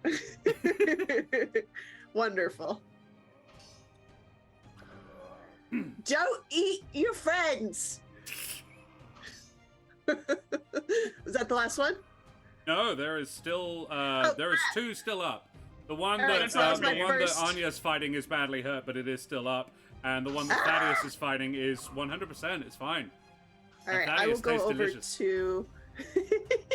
I'll go over to the one by Anya because I still have another attack, and if I need to, I will. And it's flanked, so. Right, so Thaddeus is like, "Oh, all right, I've got this. It's fine." I was like, "We'll save Anya." I'm like, the pets glisten. 21. Very comfortably. 10 points. 10. Is this is like a field goal? For the Americans? Yeah. This big swing. Off he goes. So in the last 12 seconds, yeet, yeet, yeet. And Lane is having the time of her life. Just having so much fun, grossed out that they're eating each other, but just like really like high on life, just loving this. Brilliant. So that one's gone. Eat the cannibal children, exactly. All right. Anything else? You know what? Yep, flurry of blows for the last one. I'm gonna go over to that last one by Thaddeus. Here we go. Inoctura, thank you very much for the follow, you bloody champion. 25. Thaddeus, yeah, you're getting some help. 9. 9 points bludgeoning. Thaddeus is visibly surprised. And I imagine Lane's just running up like, let's go! All right, and last one. Oh, that's gross. That's a 10. You are blessed. That one misses. Oh, that's right! Thaddeus is a cheerleader for this. Woo! Oh no! Oh, no. AC's a 14, isn't it? Doesn't. That one, it's wise to you, and it actually hides behind Thaddeus.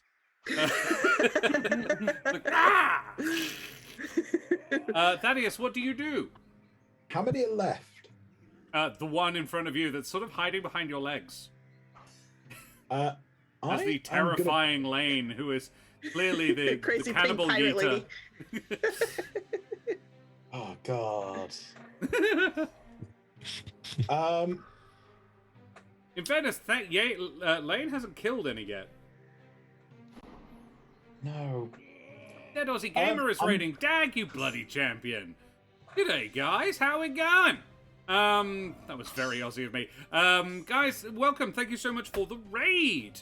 Hester TM, Nemesis is... Nemo is not lost. Hey, buddy. Guys, thank you so much for joining us. Favorite raid emotes up in chat. Dag, how was your stream? Exclamation mark. Shout out. At Dead Aussie Gamer. Guys. Oh, that didn't work. I can't spell. Out. That's the one. At bed. There you go. They were playing Just Chatting. Oh, that sounds fun. How was that? What's that game like? Guys, thank you so much for the raid. Thanks for joining us. We are doing a charity stream for International Talk Like the Pirate Day for childhood cancer support. We have some incredible donations, nearly 800 Australian dollar dues worth of prizes to be won. So, Chuck, if you do fancy donating to that wonderful charity, donations the link can be found there. Every 5 Australian dollar dues gets you a entry into that prize pool. Nemo is not lost. Mythical Torian, thank you very much for the follows. Our vast mateys. Ye bloody legends, ye. We are in the middle of fighting some nasty cannibal children who were designed to be more dangerous than they are, apparently, which is good. And Thaddeus Flange, what do you do? I'm going to try, with my shield, to body check this child and yeet it further than anyone has yeeted a child yet. Oh no, a competition. Love it. And immediately looks towards our bard, tips his little cap. Oh no! Like, inspire this. And I'm yeeting a child. But I'm going to be doing it with a little bit of flair and yelling, "Yeetus, deletus," as if it was a cleric If spell. this fails, I will laugh very If hard. this fails, that is Thaddeus. Yeah, that is like a hammer throw. What would you like Oh from me? boy. Athletics? With the broad side of a shield? I'd You like can to be add that inspired, bardic... please. Yeah, might take that bardic inspiration. A D8. Was it D8? Yeah. Yeah, let's go with that. You need and it. add a massive amount. On. A massive amount? We won't. A massive amount? 5. It is 5. It's the DC. Exactly. Yeah. Oh. You cop this kid in the jaw, and it goes... Nemo is not lost. Would you do me the wonderful favor of typing !roll space 50 in chat, please? This will randomly throw up a number between 1 and 50, and that's how many feet it goes. 10. It goes 10 feet. Disappearing into the underbrush, and taking 10 points of damage, let's say. Leaving it on a single hit point, and you can, seeing as that's your turn, it's now its turn, it gets up Just and you before I can do- hear it running away, unless you want to do something else.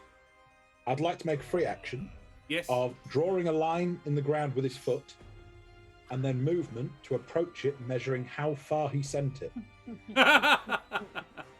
And ideally, just so you understand my trail of thought, at the end of combat, I want one of these children unconscious, left alone. Please don't read into it yet. Ready for some clericking. Okay. Don't read into that again. How do I say this on a stream? You can't. There's just Can't. no way. There's It's no- like, yeah. now let me clarify. It's not a pedophile. There's a couple of different kinds, you see. There's the ones, and it's just like, as soon as you make anything, no, it's just, never sounds good. I'm with the church, not that yeah. church. Yeah, exactly. Yeah, there is, I think, one that's actually deceased. The rest have been yeeted. Yeah. I would like an unconscious one. And again, please don't read into that. Okay. I will say, given that you reduced it to a single hit point, and you yeeted him 10 feet, he would have taken some falling damage, so the one that you yeeted is 10 feet away from where you were and unconscious. I will rest my boot upon him, or her, or indeterminate gender. Let's not specify. And I'll leave it there till we're in a bit more free space. Okay. Well, I think there might be a good spot for a quick breaklet. We've been going for a couple of hours, and we can all get up, stretch our legs, dehydrate, and come back for more of this horrendous story that I have concocted. Alrighty, guys. Yeah, we will go for a quick breaklet. Thank you, everybody, so much for joining us. We have received another donation from... it was... I love that. Yeah, it tells me that we've gotten another donation, but not from who. I have to redo it. Atomic V something. Atomic V something. Yeah. Thank you very much for the the donation, you bloody champion. What a splendid human being you are, guys. We will be back very shortly. Thanks very much, and we will be seeing you soon. Say goodbye, everybody. Bye, everybody.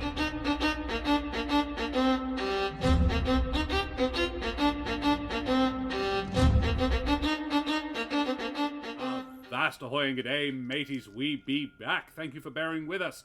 So yes, I have a few things we need to do and say and be, and thank you. We have just hit $800 dues in our, which is incredible, 2/5 of our total goal, and we're just over 5 hours into the stream. Incredible donations. Pixie, thank you so much. Again, you splendid person, you. Amazing.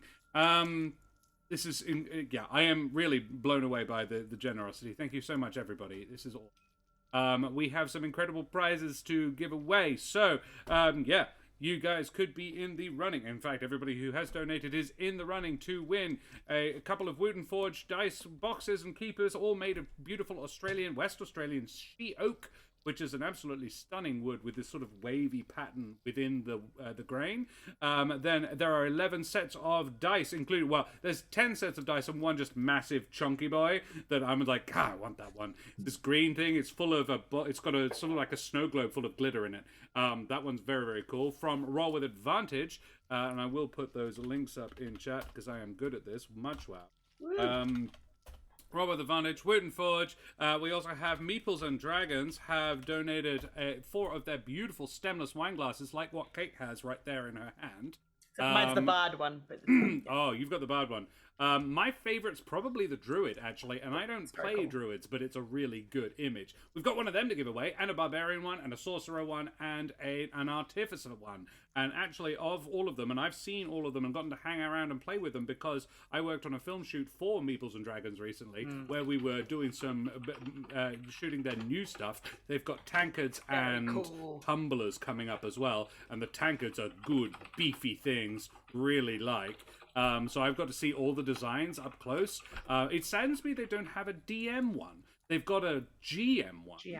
But I'm not a GM, I'm a DM. I've always been Josh the Pirate Dungeon Master, not Game Master. So I was like, difficult, yeah. They are both great. Saz will be joining us tomorrow for a game. And now, up until recently, it was Tales from the Loop. Unfortunately, the dreaded GM is unwell. So I will have to step in there. Sad, I get to play more D&D with Saz the Meeple, and Rach, and Karen, and Josh, who plays Tuln over on Phoenixy Wacky, which is exciting for me, because I've only played with a couple of those people before. Played with Rach semi-regularly. It's been known. And Karen and I have been in a couple of games together. So, but I've never played with Saz. That'll be fun. And Josh. I've played...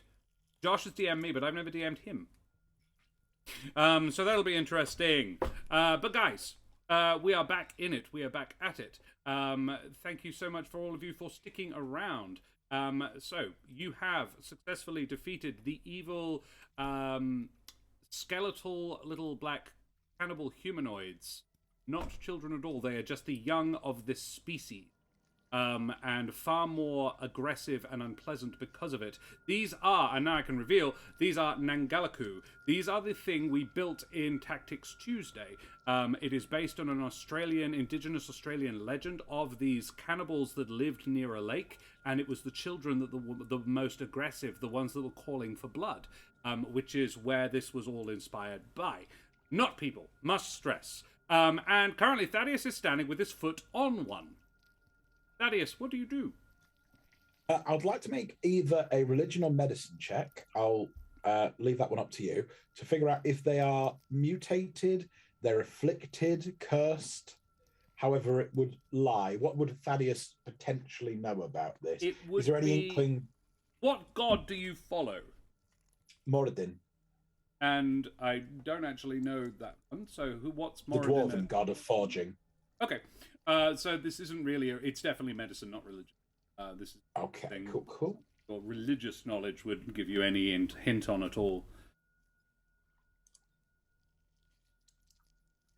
16. 16. This one was born this way. This is generations of slow degradation from something else. You would think possibly somewhere in its heritage, some goblinoid.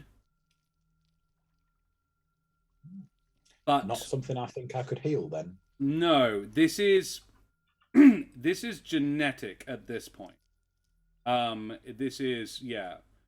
Maybe once upon a time these things stood up straight and weren't that nasty, but this is inherent now. In that case, I will take the Warhammer and crush its skull and leave it behind as an abomination to anything that would bring light. Gosh. Alrighty. Yeah. Not an inappropriate response, given what I know of these creatures, but still fairly brutal.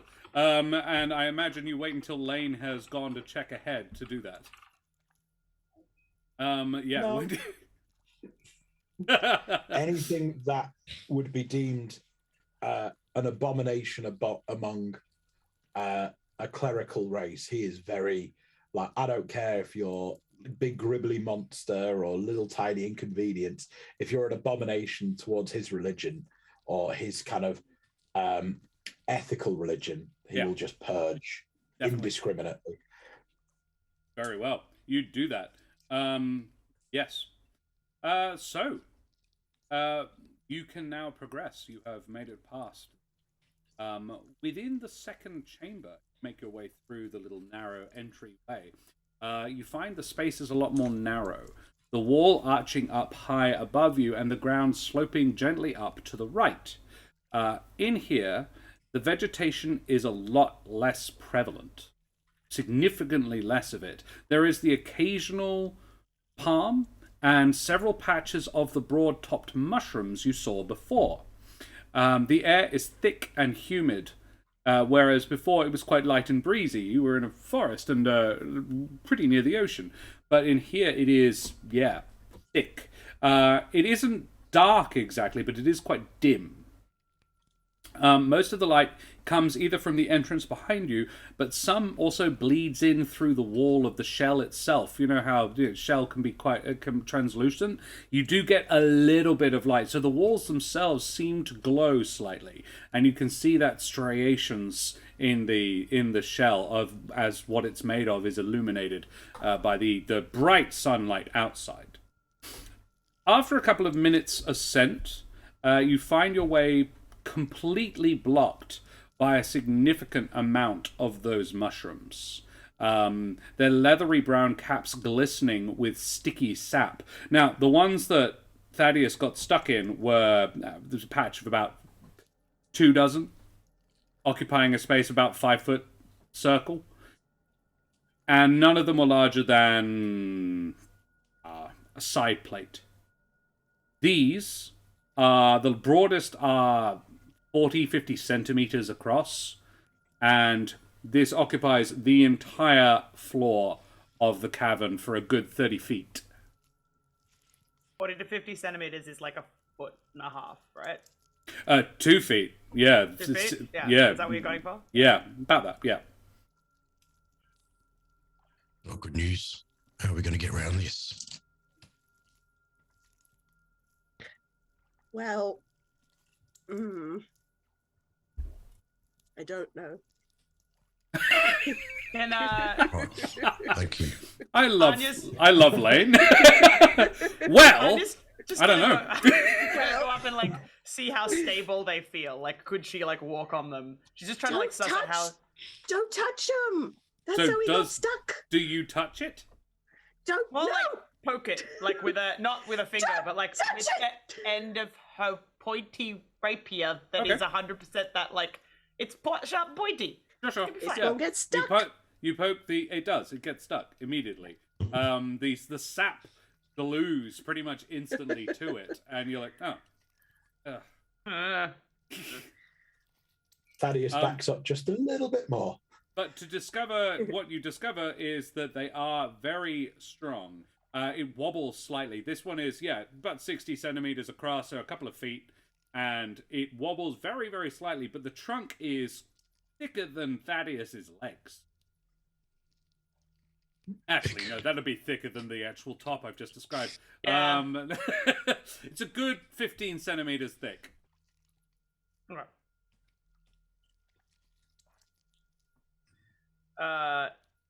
She's gonna pull really hard to try and get her rapier back.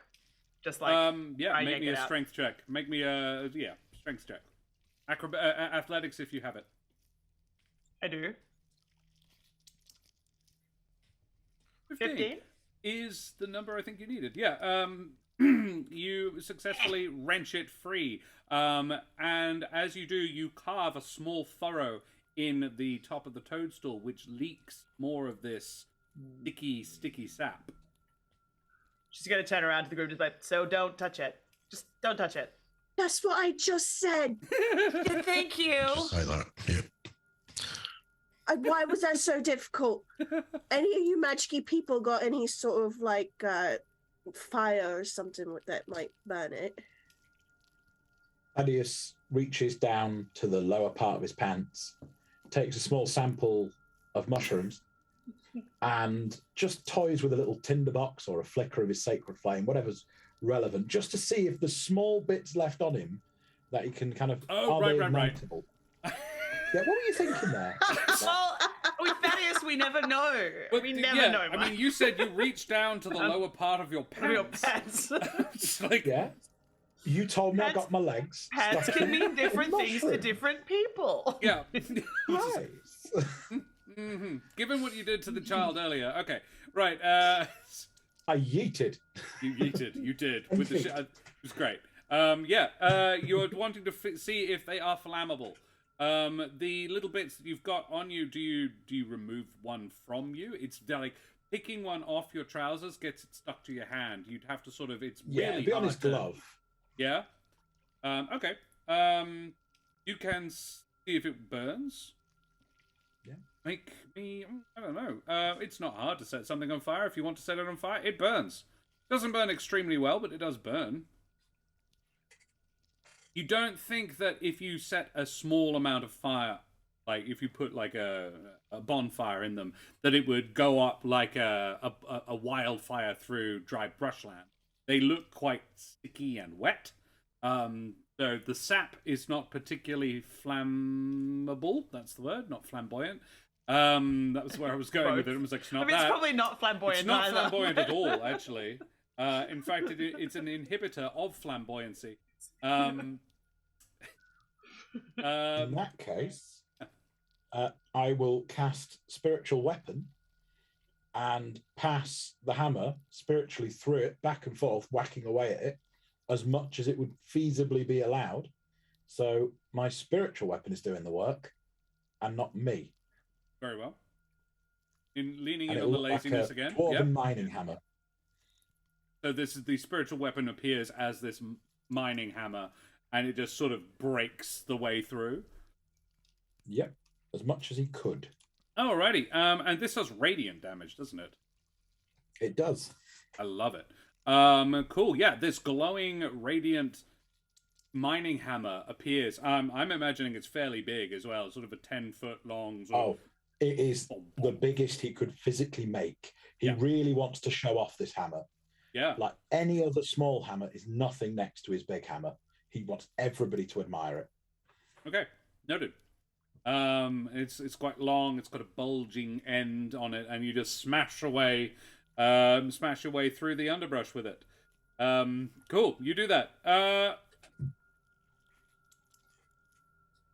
Okay, Thaddeus, make me a religion check. I'm not great at religion. I am not great at rolling for religion. +2. Wow. That's fine, because what happens is, so Thaddeus goes ham on this. There you go, snuck it in there. Yeah, the weapon just, as soon as it starts smashing down, destroying these things, clouds of spores fly up around you. Can I get you all to make Constitution save? Is this for poison by chance? It is not. Okay. Desktop. Is it? I'm gonna ask. Is it any charm related or sleep related thing? It would be. I will allow it to be charm related. Because I get an advantage against being charmed, and magic can't put me to sleep. Very well. So... It's not a sleepy thing. It is a charmy thing, though. Okay. Broadly, very broadly. Yeah. Well, I asked. No. I'll give it to you. Advantage. Hang on.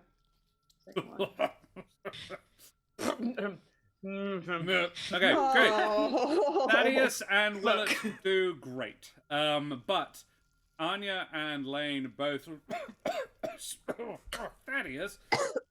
Yeah, as you are assailed by these spores. Yeah. Willett just sort of. I imagine Willett has like a neckerchief, and he just sort of pulls it up, cover his nose. I'd probably just stop breathing for a little bit and then realize. Yes, love it. Oh my god. That's some serious character acting you're doing there, Shannon. I appreciate the effort.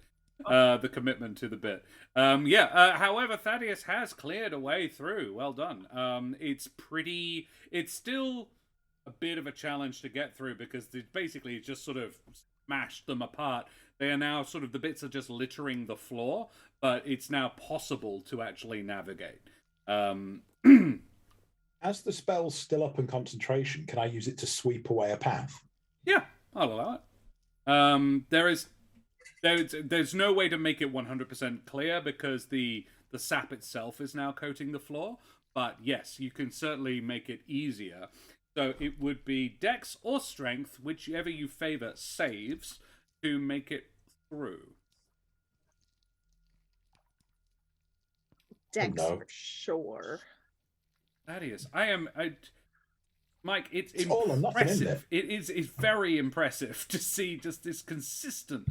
So Thaddeus, once again, it's probably the sticky on your boots never really went away. You're just carting a bunch of sand around with you. So you just pick up more sticky and you just get stuck again. The rest of you manage to make it through without any major issue, but Thaddeus gets a bit attached to the floor a little ways in. About halfway across, Thaddeus gets stuck. Thaddeus, not again. Not me, it's this damn forsaken place. Told you not to touch it. Why is nobody listening to me? Don't touch the damn mushrooms. Hence the giant hammer. I mean, he's not wrong. He didn't touch it. He touched the sap, which is not what you said. Anya gets sort of caught in her own brain of like, but he did, like, for once he did what we asked him to do, but also he still stuffed it up. Like, very well. They all speak in riddles. Are there like? But please help. Are there like trees? I guess that's my question. Are there trees like on the other side of this mushroom patch? Yes. There would be a palm within relatively easy reach. Okay. Can I try to take I never know how to pronounce this word. Piton, Piton. and wrap some rope around it and like stick it into the tree and like really just like stick it into the tree and kind of like make a thing that Thaddeus can maybe pull himself with. Oh, okay, and then throw him the other end. Yeah. So he's got a point of purchase. I like that. Yeah, cool. Yeah. Yeah, Thaddeus, you can make the save again with advantage. Oh, fantastic. Strength save, yeah? Yes. Oh, there we go. Right. There we go. Struggle to do better than that. Come on, bring it on. He's consistent Same now. again. This is when he's That's consistent. there. Yeah. Now he's got some help. The one thing I might be good at is tugging myself as he tries to climb out of this sticky abomination. Coming. You managed to tug yourself free. Mike, I have just heard from from Jack. If you would be interested in playing Call of Cthulhu tomorrow morning, you would be very welcome. Only one of the players has played before. If you can let me know about time zones, then yes. Because in the UK, I'm very different to you. It'll be in 5.5 hours from now. Yeah. I should be able to. I will get back to you on that one because partner and child and all that. Oh yeah, absolutely. If you're interested, if not, Jack is happy to run with 3. Fortunately. Assume 3 for now, and I'll message you when I get a message later. No worries, not a problem. Thank you very much. All right, cool. Splendid. Well, yes, Thaddeus, you managed to free yourself. And yes, I presume you continue on your ways in further deeper into the snail shell. Who would be leading the way at this point? Is anybody Lane? looking like they need heals? Is anybody visibly distressed? I did get hit, and you would have seen me get hit, but she's fine. But she did get hit, and you would have seen that. Okay, I will drop you a lovely cure wounds. Oh, thank you. I was going to say, but you can do that. However, I will allow you to retcon it, given what I'm about to describe. I will let you finish. Further on, the path narrows further. The whole passageway now is less than 200 feet wide, though at ground level it's only about 50 feet wide. Up ahead, you can make out a small cottage with some unusual features, as you're probably not surprised by, as you dodge around patches of mushrooms. That is not the only one. There is loads around, just littering the space. You find one of the tribe's people, the Ngalaku you met earlier. This one, however, is a little bit different. Significantly better dressed, first of all. Though still quite skeletal and not overly clean, they are dressed in a gown that would have been high fashion about a decade ago. Also, upon their body, several mushrooms would it seem to be growing. Small ones, but yeah. She is crouched in front of her dwelling, tending a patch of those same mushrooms, much in the way that one would tend a vegetable garden. The cottage is fairly smothered in the things as well. The roof is essentially one huge, and I love this, I looked up the collective noun for mushrooms, it is troop. Which is splendid, isn't it? So yes, she is there, and you could see her, talk to her, go right past her, ignore her if you like.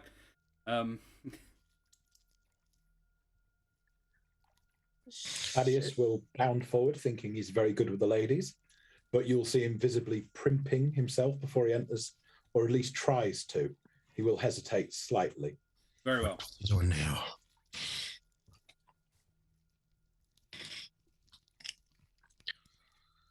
So Thaddeus approaches. Does anybody else have anything they would like to do? Is there the rest of you hanging back?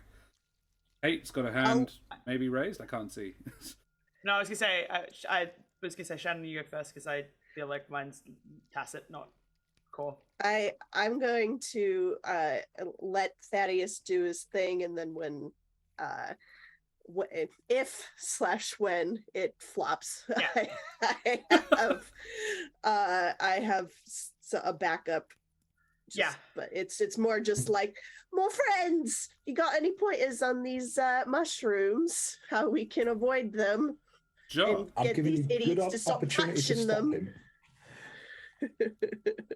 If you wish to stop him, this is your opportunity. Nope. I feel like Anya is resigned Go to the for fact it. that he's going, whether she says anything or not, Love it. and we'll back up Lane as and when that flops. Awesome. What is Willett doing? Is Willett just sort of watching these youngsters, or does he have anything he would like to do? Well, I think after the last attack, Willett's probably going to grip his rapier and make his way at a leisurely pace towards the creature. Okay. This one looks up and smiles. And I think you would probably all be alert for this. The teeth aren't sharp. In fact, the teeth appear gone. It would seem that she doesn't have any.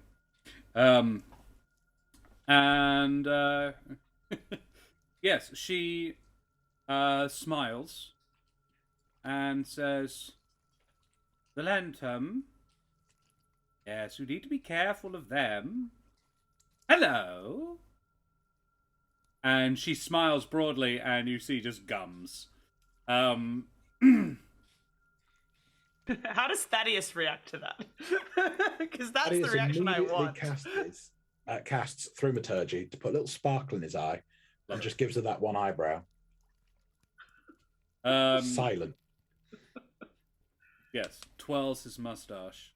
What is the intent, Thaddeus? That's what the eyebrow's for, to find out their intent. Oh, okay. Insight then. Okay. Oh. Third 19 in a row. Nice. 22. She does not mean any harm. She is... You can see, already you've heard her speak 3 complete sentences. She is wearing clothes that would approach humanoid clothes, like what people should wear. In fact, she would be a lady of high fashion if she was a lot cleaner.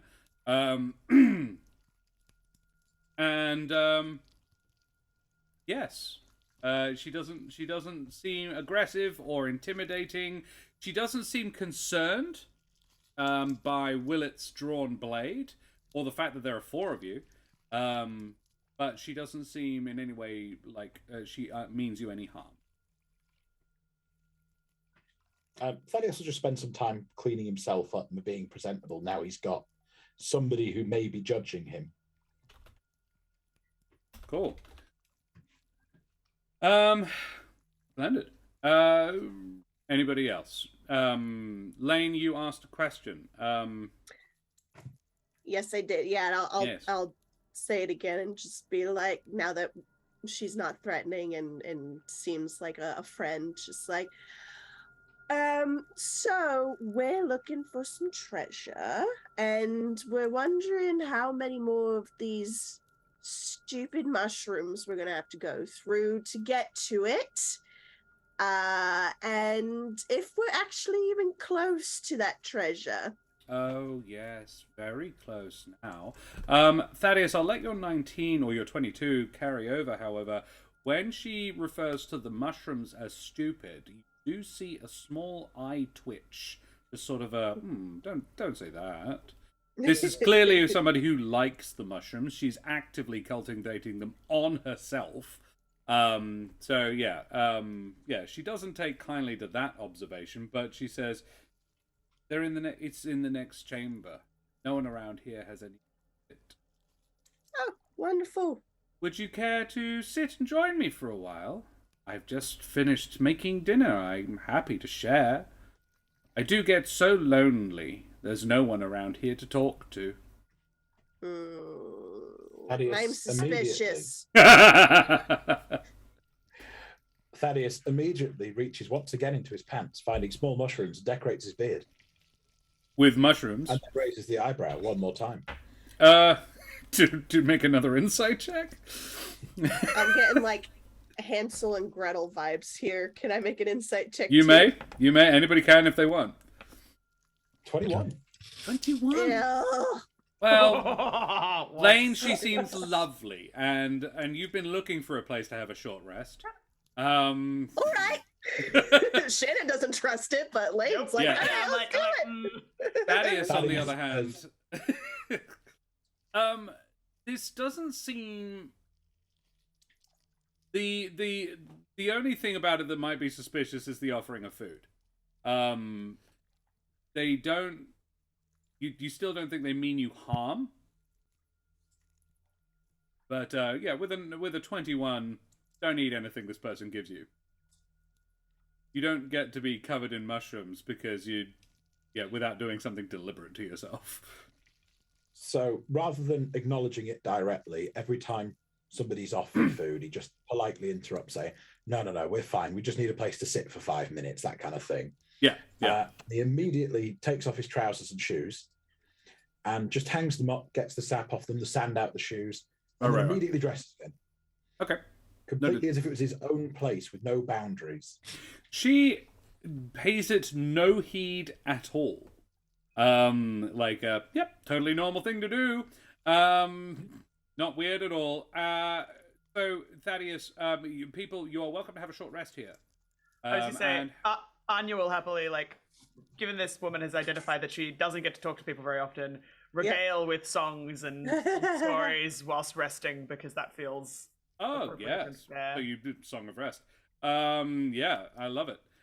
So yeah, basically, Thaddeus, if you want to retcon not having done the heal spell, you don't have to have done. However, you totally can.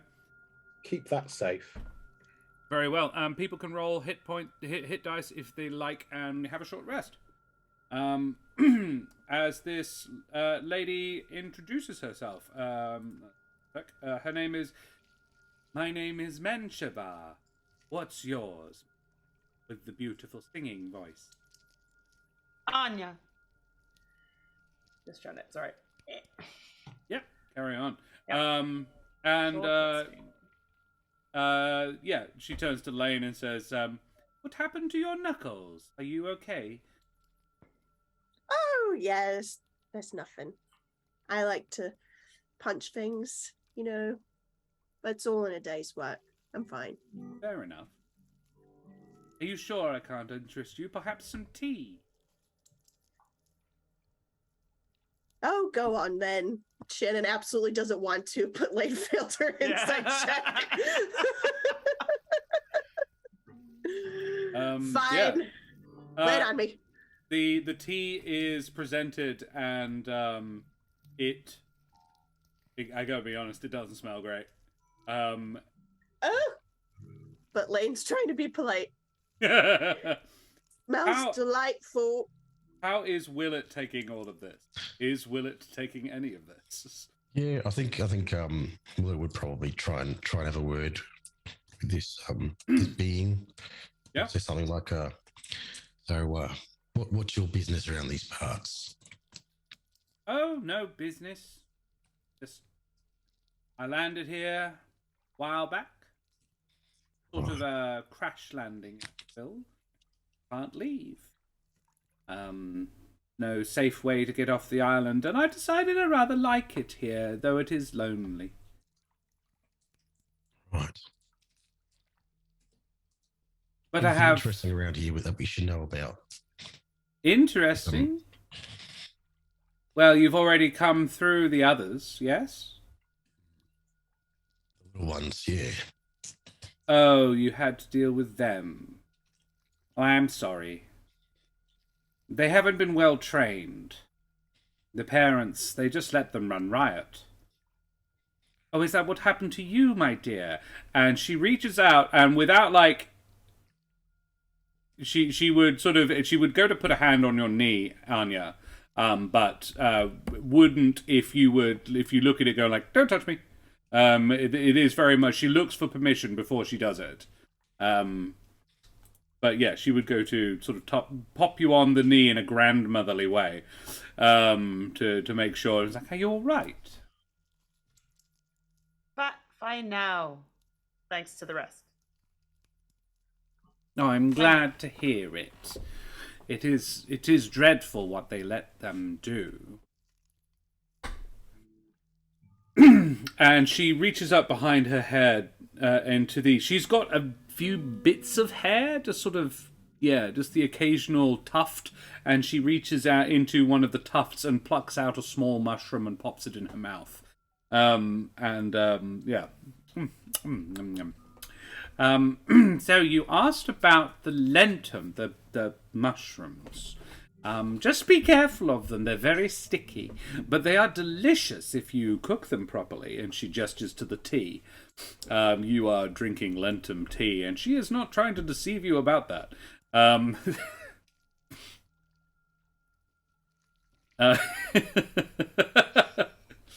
It's not for everyone. A bit of an acquired taste, I understand. That's for sure. Thank you. You're welcome anyway, dear.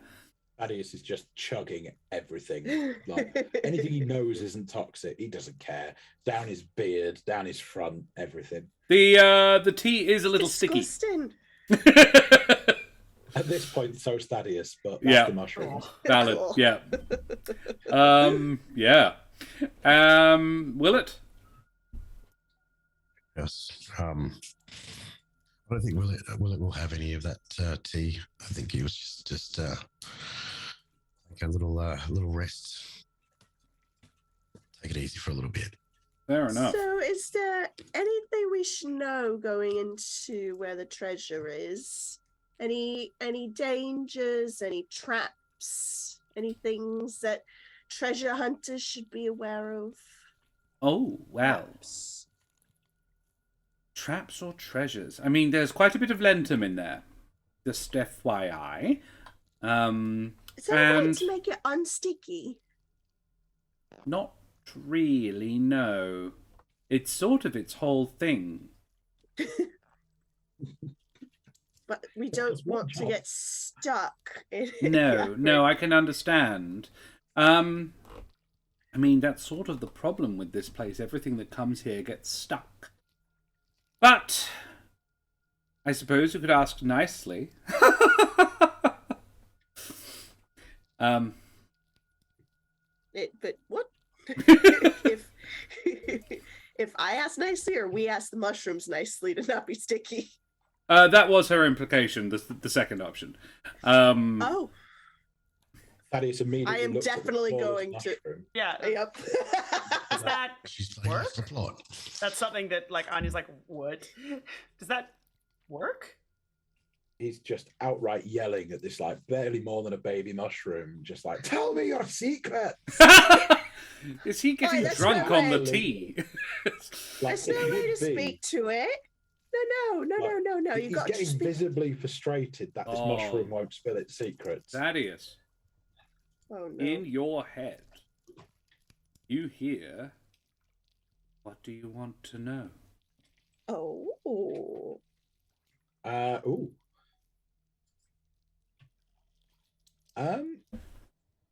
What can we tell you, Thaddeus Flange?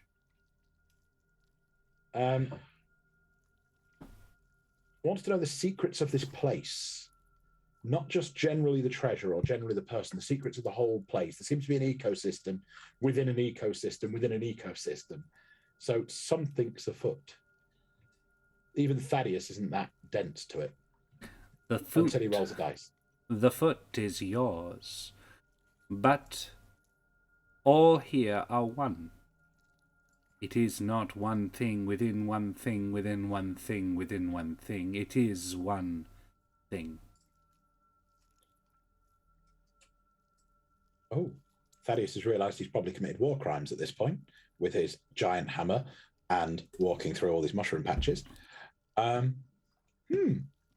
He turns a real bright shade of red. Are you all right, Thaddeus? This is probably the reddest you've ever seen a human being. Dwarf. Well, he's not a human He's a being. Yeah. A dwarven being. Angry red, slightly balding at the top man, covering it with a small hat. So he really starts kind of like wincing at it. Like, is he hallucinating on mushrooms, or are they actually communicating? And in his head, he's thinking, I know all about life. I'm the progenitor of life, the sustainer. He's a life domain cleric. Sure. So tell me more about, like, I'm not really sure how he would perceive it, but he'd be somehow in tune with the bloom of life. So not in a nature way, but in a more broad sense. Then make me a either religion or nature check as you hold this mushroom. I lean over to Anya and say, how much tea has he had? I don't know. Yeah, More so than he should have. those and- watching have just seen Thaddeus go, tell me your secrets! And then he then just go red. stops. Are you all right, Thaddeus? And his eyes go Thaddeus. wide. And the pupils go very small. Thaddeus? Oh. Buddy? This is, again, it's uncomfortably quiet. Are you... I rolled a terrible check. It's not popping up. Come on, pop up. Well, how did you do? 8. 8. Religion. There you go, yeah. I tell you what, I would give you advantage, actually, on this, given Okay. the conversation you are having. Very good. It was religion, wasn't it? Or did I Yeah, get the right one? or nature. I'll take that. 16. Thaddeus, you know in Predator, when Oh, you send out the sort of the boom of like a sensor drone or any that sort of thing, and it goes to Predator Like a vision and everything goes like green wireframe. Yes. That sort of thing. That sort of thing happens to you when you sort of send out your life domain senses. You sort of tune into this. I am the progenitor of all life, and then you key into it this one life form. You see that all of this is one life form. Everything, the mushroom in your hand and the cottage, the mushrooms covering the cottage, the roots everywhere throughout this. You can see a range of about 300 feet in each direction, up and down the passageway. The floor is full of roots, and they are all the same life form. I'm very quickly going to, I'm realizing I've taken up a lot of time here. I'm going to roll myself an intelligence check, depending on how he's going to interpret that, because it could go one or two ways. And I think this is going to be, I'll make it an investigation. So he now gets as many small mushrooms as possible with his roll of a 3. Love it. And starts proclaiming he is the mushroom king, and he is able to be in tune with it in a way nobody else is. And he can't tell if this was all a fever dream or his life domain powers. Amazing. So he is just slowly putting more little tiny mushrooms over himself, and his eyes are widening in a way that you've seen before with thaumaturgy, but this doesn't look against his will. No. It's almost subconscious madness, because this is a life that is not his own, but he is now perfectly in tune with. Yeah. Because I had to roll a 3. It's amazing. The Yeah. hell's in this tea? Thaddeus the Pretty much. Mushroom King. Thaddeus. And he's just like, it's just kind of, And what's fun is when he goes to put a mushroom in his beard, he succeeds. The mushrooms, like it, he doesn't get stuck to his hand. It goes into his beard. he's just kind of rocking a little bit in his chair, like, I'm Brother Nature, I'm Brother Nature, I'm Brother Nature, I'm Brother Nature, I'm attuned. This got darker than I intended. I'll be Anya's honest. gonna go, like, Anya is putting the loot down and going over to Thaddeus in a, like, and just, like, puts her hand, it's the like, don't want to slap him, but I want to slap him out of whatever this is. But it's just trying Slap to him. get try to get his attention first. Okay. She's 100% gonna slap him, just not first. She needs to check he's actually like. Watch out for the mushroom. Although maybe talk to it nicely first, or maybe yell at it, because I don't know, you yelled at it, and it's clear. I don't know. I don't understand. I mean, I'm very the mushroom. confused. The mushrooms with me. I'm one with the Thaddeus. If he's gonna keep rocking, then it's a case of okay. She's gonna use Mage Hand to slap him upside the face. I like it. she's not touching him. No, valid. But Sensible. Mage Hand is The slapping Mage him Hand upside slaps, the face. which means it's not particularly strong because Mage Hand can only pick up 5 pounds. So, No, yeah. It's not attacking. It's not an attack. It's just a slap. Like it can carry buddy. 10. It can carry Yeah. 10. Oh, I pounds. apologize. 5 bags of. 10 pounds. It's like 5 sticks of butter to the face. That's pretty. Bob. Sounds delicious. Yeah. I'm just gonna. I'm kind of letting the dice roll this one now because he's not self-aware. Like you've seen this from his behavior. He is. I would say not self-aware. you hear in your head again, Thaddeus, the mushrooms say, "Wake up, Thaddeus. Your friends need you." Thaddeus. And he's a little bit more with it now. Anya's not convinced that he's 100% with it. Oh, he is. He is not. like no. So she's gonna turn around and look at the woman and just be like, "What is? You said talking would help. What is going on?" Because she's looking for the person who has the most information and just being like, What he yelled at the mushroom and now he's bonkers? What happened to his brain? Nothing. When he yelled at the mushroom, nothing. I imagine the mushroom spoke back. Must be nice to the mushroom. She's I gonna love D&D. You just don't get to say. She's gonna turn and look at the mushrooms and be like, "Hello, mushrooms?" Like with the bit. It's that massive question mark that comes at the end of the sentence. Okay, roll me a con save. Cool. Again, question: charmed or magic sleep? No, it's not. Nat 20, baby. You 23. You don't hear anything. Okay, cool, great. Love that for me. Let's say pull out his rapier and basically almost gesture towards stabbing one of the mushrooms. Oh, don't do that. Let him go. I cast Thaumaturgy with the loudest voice amplified 3 times. Stand back. Let him go. Hi. Dude, my ears are sensitive. I'm a musician. My God. Why? You're gonna have More people need to use Thaumaturgy. I'm about ready to move on.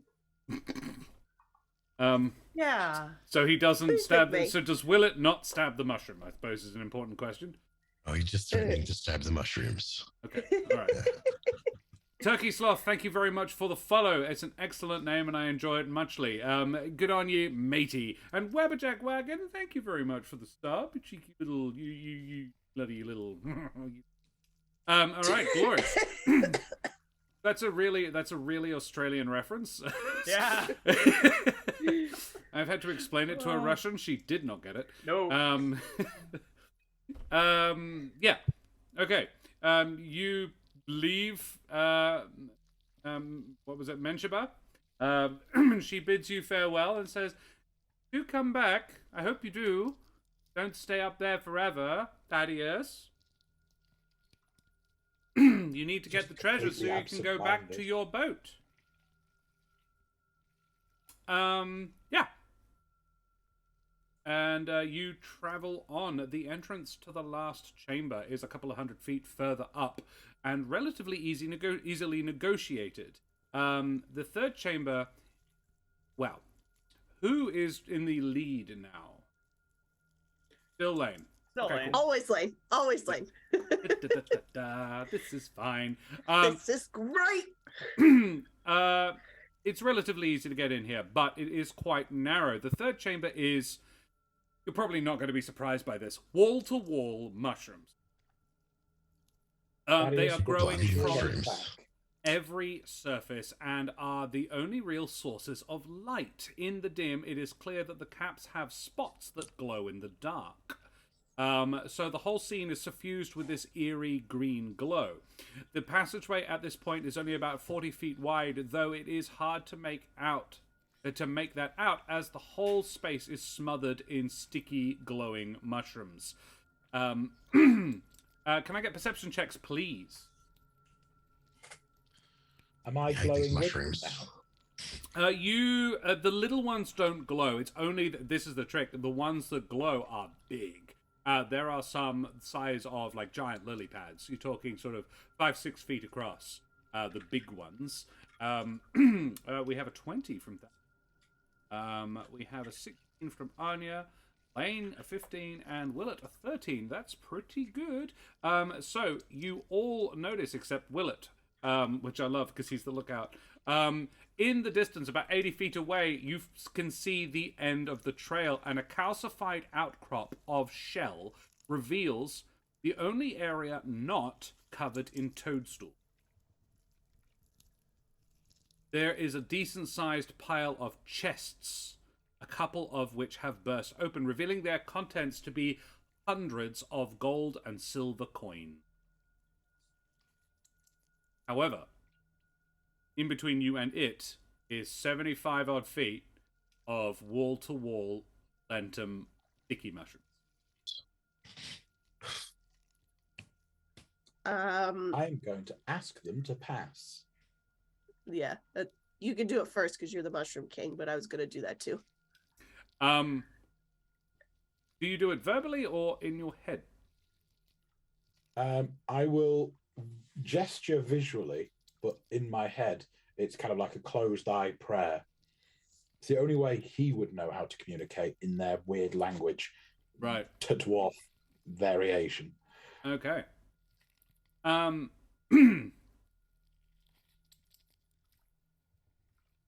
What do you seek, Thaddeus Fange? Is what you hear back. The voice is, I'm not really doing it justice because I don't have a modifier, but it sort of echoes. It is smooth, unctuous, yet feminine. And it sort of echoes in your mind. It sounds like loads and loads of voices, like a chorus. Like a gospel chorus, yeah. Yeah. He would explain that he's with a party of treasure hunters, and we can take something that may not be of value to them and leave without causing harm.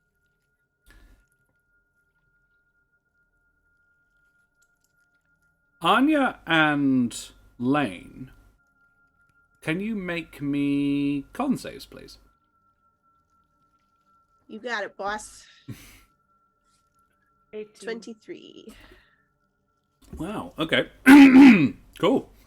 You do not hear this.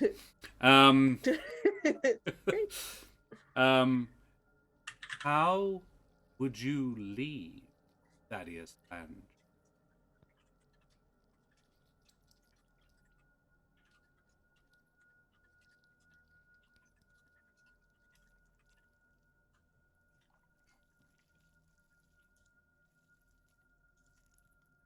can't tell, is he doing something?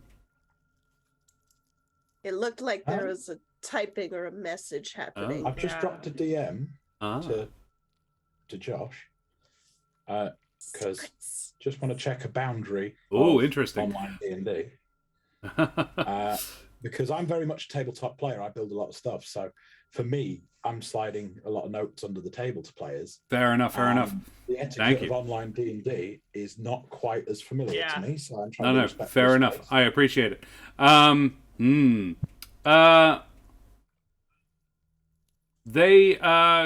would advise you pursue the line of questioning. That is a valid solution, though.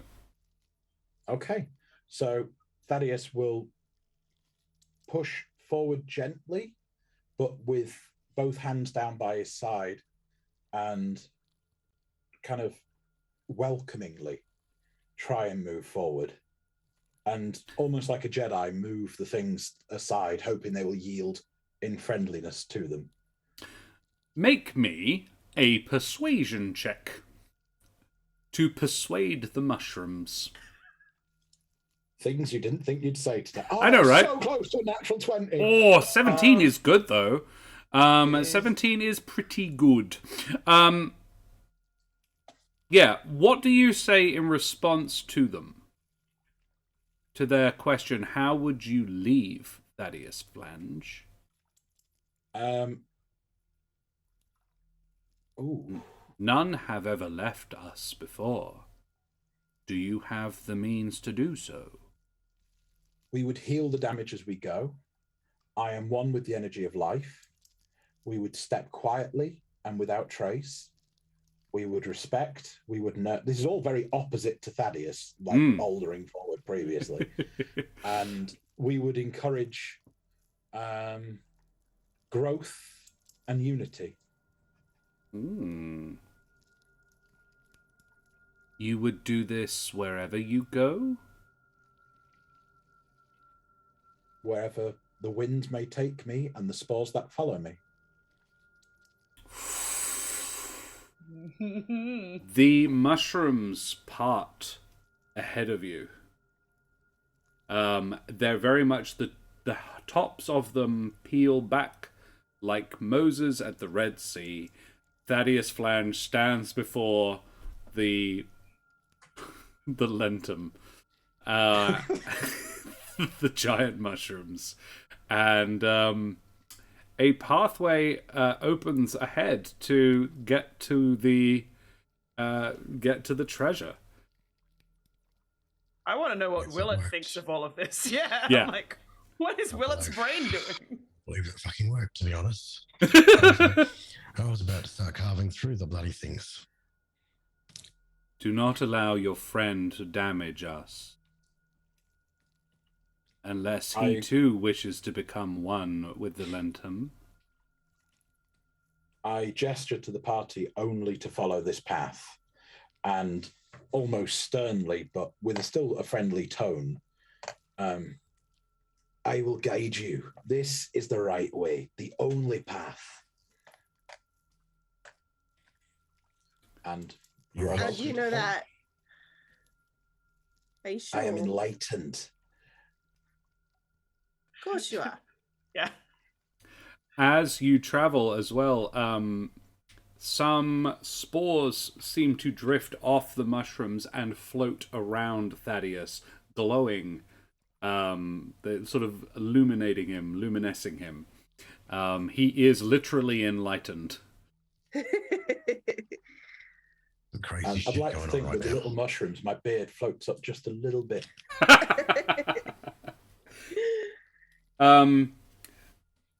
Anya's just like scribbling notes for a future ballad. Like, Yeah.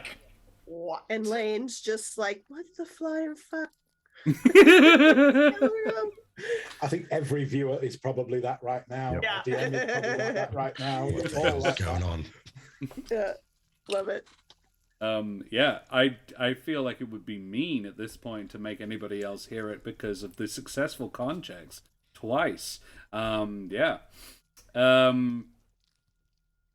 It's very interesting. Cool. I was like, no, it's just Thaddeus. Cool.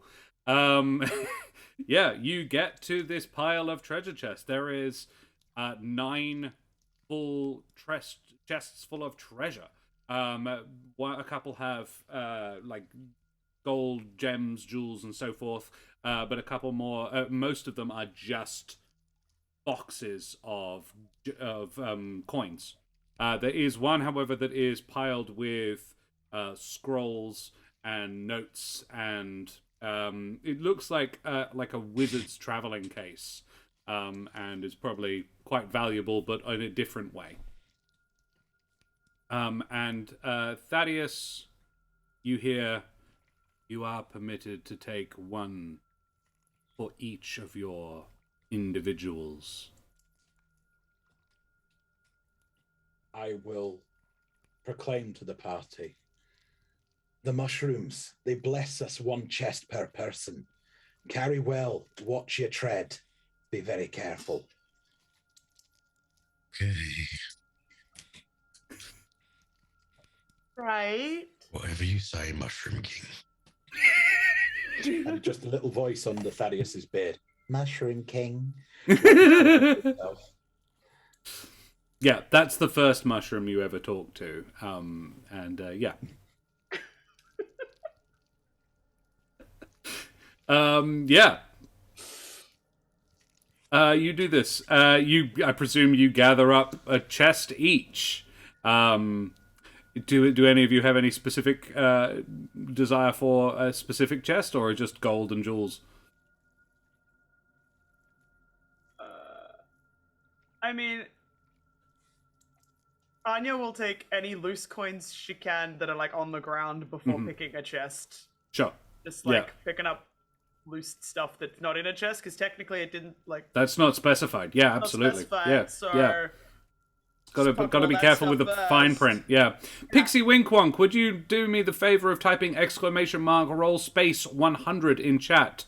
How many coins I get? Yeah. Don't roll me a 1.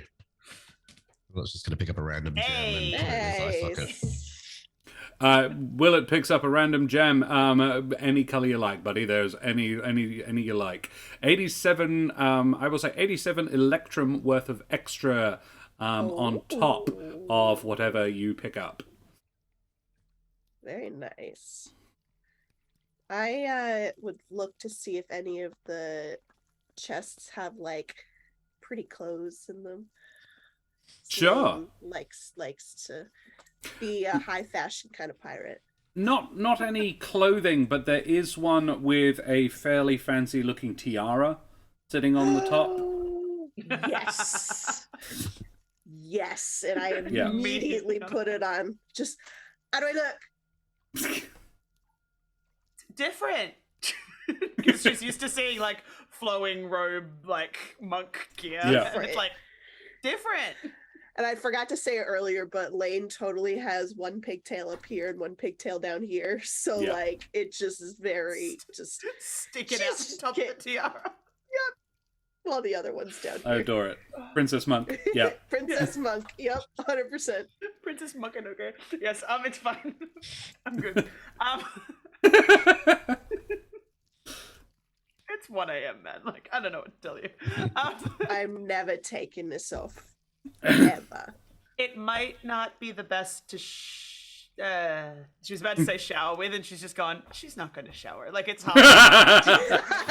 It's not a huge amount of danger of that, no. Me at all. Like, yeah. But it's that halfway through the thought of, like, no, it's nothing like that, yeah. Thaddeus, which would you pick? The real treasure is in your beard all along. Picking anything up at the moment. And move little mushrooms from the beard into a crown. And he's just busy living his best Mushroom King life. You do. You are. It definitely could be said that you are doing that, yes. My crown's better. Yeah. Difference of opinion, but sure. Yeah. Willet, you've got yourself a gem. Would you pick yourself up just a one of jewels and gems, or bits and pieces one, or do you like the chest with the written materials? I think unless there was anything with weapons in it, I'd probably just get a generic case of jewels and gems and. Oh, yeah. There's one with a couple of jewel encrusted daggers sticking out. It's a matched pair as well. They're quite handsome. Shannon, you just got a gifted sub, you bloody champion. Oh, thank you, anonymous friend. Lovely. Hey. Splendid.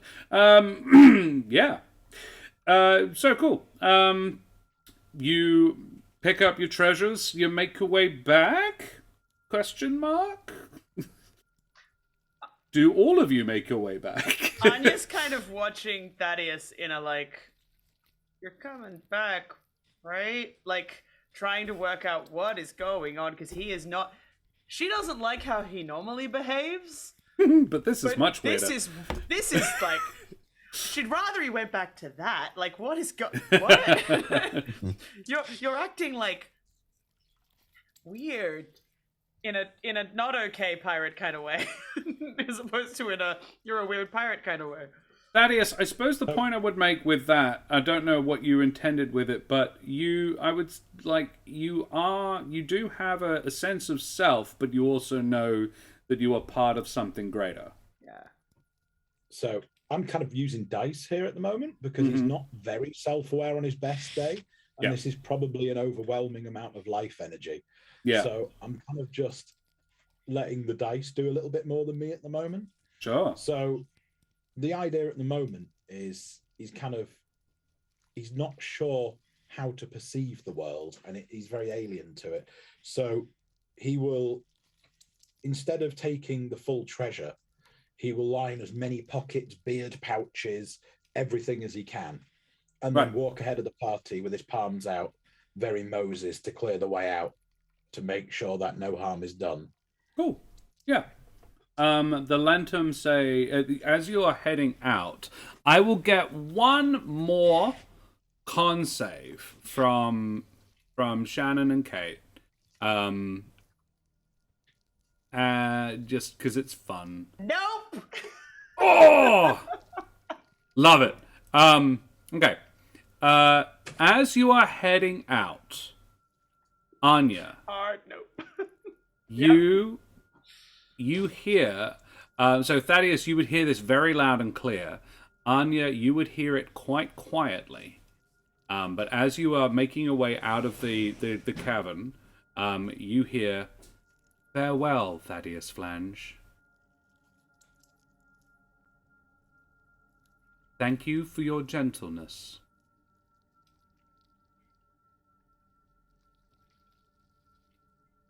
It would be more of a mental acceptance of space, like a kind of like monk-like calm, I suppose. And I'm not the monk. he would probably touch the beard, and just this spore-ridden beard that's teeming with mushrooms and debris. Yeah, and be with you always, as life finds a way. Excellent. I actually think we might leave it there. I think that's such a good place to leave it. Very fine ending there. Anya is so confused. Boy, what's Thaddeus that? is just What's wrong? awoken to a reality of no norm. On mushrooms in real life. Yeah. So that was the other thing I homebrewed that day. Amazing. That is the Lentum hive mind. So Lentum patches get more powerful the more of them there are. That one you met was a god mind. Oh, wow. You could afford it. Could have. But why do we need to when we have the Mushroom King? I loved that solution so much more. And I think before Someone I give needs away, to meme us the I am the Lizard Queen, but with Mike's face, I am the Mushroom King. I think we should do favorite moments because I had a blast with that, and I love doing favorite moments. It's really nice and affirming, and it helps us assess that when we did good things, because we're being a creative and an artist and a storyteller is quite difficult. So yeah, let's do a little bit of a round of favorite moments. I believe Shannon's done this before. Possibly. I absolutely have. Excellent. Yes. Well, Shannon, let's go with Shannon first. So I will ask everybody in the game and chat as well if you have favorite Shannon moments, and you bloody well should. Then throw up some favorite Shannon moments, and Shannon, at the end of it, I will ask you for your own self moment as well. Double up's absolutely fine as well, guys. Who's got a favorite Shannon moment? I mean, the yeeteth of the first, just like the first one, and then it just continuing into like pew pew pew pew pew pew was great. Yes, It's just that good. was excellent. I double down on that one. Yeah. Using the children was definitely the thing that I enjoyed the most. Yeah. Oh my god, the monsters, the younglings. I really enjoyed. I loved the character that you chose. I really enjoyed this. This happy-go-lucky. I'm up for anything. Let's do this. Keen to adventure, excited, and I really thought, Lane was such a cute. The thing is, I've seen you play quite a lot of darker, brooding, like quite heavy duty stuff, and Lane is such a departure for you. It was really sweet. My favorite was actually the way it started, like the swirling down the mast on the rope. Yes. Yeah, very, very coming good. down with the one dagger. It's like I'm about to. I was like, oh no, I've been told not to. I shouldn't do that. No. I like doing that. It gives everybody a chance to establish very early on who they've got. Particularly in a one shot, it's very. So yeah, that set as Pixie Winkwong says, it set the vibe for the character. Absolutely. Yes. Alrighty, Shannon, favorite self moment?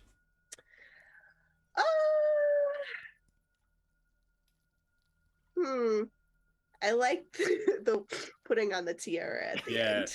Yeah. Because that is very Shannon as well. Like, if I found a tiara, I would wear it and not take it off. So that's kind of a me/you, Josh. Like, just putting it on and be. So thank you for giving me a tiara. Appreciate that very much. Clothes. Oh, but she would want a tiara. I know Shannon well enough for this. Yeah. Yeah, that was lovely. Thanks, everybody. Yeah. Well, let's talk about Aaron then. Let's work our way across. Favorite Willet moments. Just the whole one-eyed Willy thing. I was going to say, like, he's a lookout with one eye. That was great. I'll keep one eye out. Yeah. Every time. I also, like, internally, for some reason, as we were, like, playing along, my brain started writing a version of Old Man River to Old Man Willet. So I just enjoyed, like, every single thing you did. I was just like, and that goes in there, and that goes in there. It's not done, but like, it's in my brain now, so that'll happen at some point at 2 a.m. another night. I liked the grumpy old man vibe. Yeah, that was a lot of fun. Aaron is the way you could feel eye rolls. Aaron is a really low-key player, but there's always just these lovely little moments coming in. And yeah, the one-eyed Willy finally gets some action was an excellent one line there, Pixie Winkwong. But yeah, every now and again just comes in with these, no, I'm going to do that, or I'm going to, like, there's just, he's very understated, that's the word I was looking for. But still, like, really interesting choices. I loved your use of the parrot. Thank you. Yeah, the Python reference for the parrot, very enjoyable. Yeah, obviously, yeah. Let me give you this parrot and then immediately summon it back to myself. I was just like, he's going to take it away and they're going to get upset. Sure what was going to happen there. I mean, I could have had you had to go back through and they're like, hey, what the hell? The parrot disappeared. Yeah. Must have flown off somewhere. I was hoping that would cause some chaos, but no worries. It may well have. Yeah, no. Aaron, favorite self moment? I probably liked my description of Booming Blade, how that went off. Yeah, very cool. Booming Blade and a swashbuckler rogue usually works out pretty well. So, from a technical point of view, I enjoyed that. Yeah, Truth time, I thought you said Dooming Blade first, and I was like, what is that? That sounds awesome. And I was like, oh, no, it's Booming Blade. Still cool. So Mortal Kombat. I loved it. Very cool. Good fun. In Noctura, I have a parrot, so hearing adventures with parrots is great. Excellent. Well, let us talk about Thaddeus. Oh my gosh. Gosh, do we have time? He never gets to come out to play because I'm a forever DM. Yeah, I'm glad that I could as well. Like, I've been a fan from afar for a long time. You are about sort of 15-20% of my Instagram feed. And it's really cool to finally get to meet and play, Mike. So thank you very much for joining me. I want to jump in first as well for just leaning in so well and so professionally with the I'm going to take this mushroom thing and run with it. That was so cool. Really enjoyed. Very wow. I liked you yelling at the mushroom, tell me your secrets. That's my favorite. That was joy for a dungeon master. It was like, but the mushroom has secrets to tell. That was my favorite moment as well. Just the thought of a grown dwarf killing at a tiny mushroom. I would have set fan art Yes. I will go back to the start of the stream and just the idea of the dwarven space invader, just like permanently, just something about the dance at the beginning on the beach that's just stuck in my brain for the whole session. So, but yes, yelling at the mushroom too, but like Yeah, as something else. and then nothing but turning red was amazing. Yeah. Because like I'm like, we can't hear it. All we can No. see is like, tell me your secrets. I was Red. really disappointed / super happy that you both failed. You both succeeded the cons several times, and that Willie had just aced it all the way through. So he was like, "Yeah, no, I'm not infected." Probably stumbling over trying to keep from monstering the monsterling alive, but not making it weird. Just like an unconscious one, if that's cool. Yeah, that was really cool because it demonstrated a little bit about who he was as well. And Flew, there was this Thaddeus is something of a contradiction. Every now and again, he does something like, "Oh, that's not what I thought he would do there." Yeah, favorite self moment, Mike. Oh man, I'm one of the very few people I've ever seen play Life Domain Cleric. So to see it fall in really well harmonized with an environment was just a joy. Like mechanically, that was a big joy. Yeah, cool. So yeah, that's definitely a big one because people like healing in D&D is a big problem. You either don't heal enough that it's worth anything, or you only need to heal one. So like people look at Life Domain and go, "Yeah, could you not be like a war domain? Could you not be a forge domain or Tempest?" And it's like, no. I really like the idea that this giant bulking dwarf who is so bullheaded is actually a healer and a former soldier or a mission. And it just kind of gives him that nice little paradoxical play. Yeah. So really nice to actually use Life Domain in a way that isn't just, you get healed. Yeah. Cool. No, that's very cool. The Lorite also really loved the first time he got stuck on the mushrooms. It's like guys, last. Yeah, that was cool as well. Enjoyed.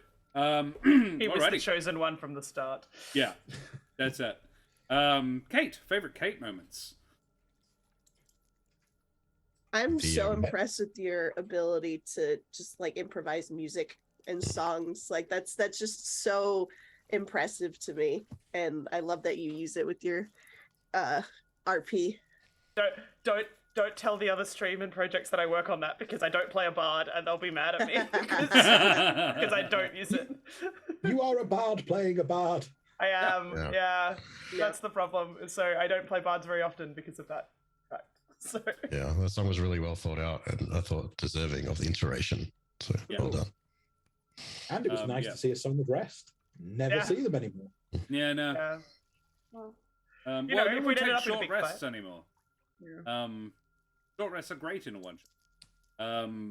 Yeah, who has time for a long rest in a one shot? Alrighty, yeah. Pixie Wink Wonk also agrees. The part of the shroom, part of the shell. Obviously, the Wellerman cover. Absolutely love the singing. Amazing. All the songs. Also, the inspiration for Thaddeus when fighting and him being like, "Haha, time to do something you won't like." Yeah, that was really fun. I really liked Mama Bard energy early on. The sort of don't worry, I've got like Bard. You stay and being all protective of Lane. Lane, who does not need protection. Nope. Lane can look after her own self, but there was just sort of. I would say it was more big sister energy than mama energy, but it was really sweet. That was really cute, and again, very characterful. And being the only one in the party with a brain and a mouth.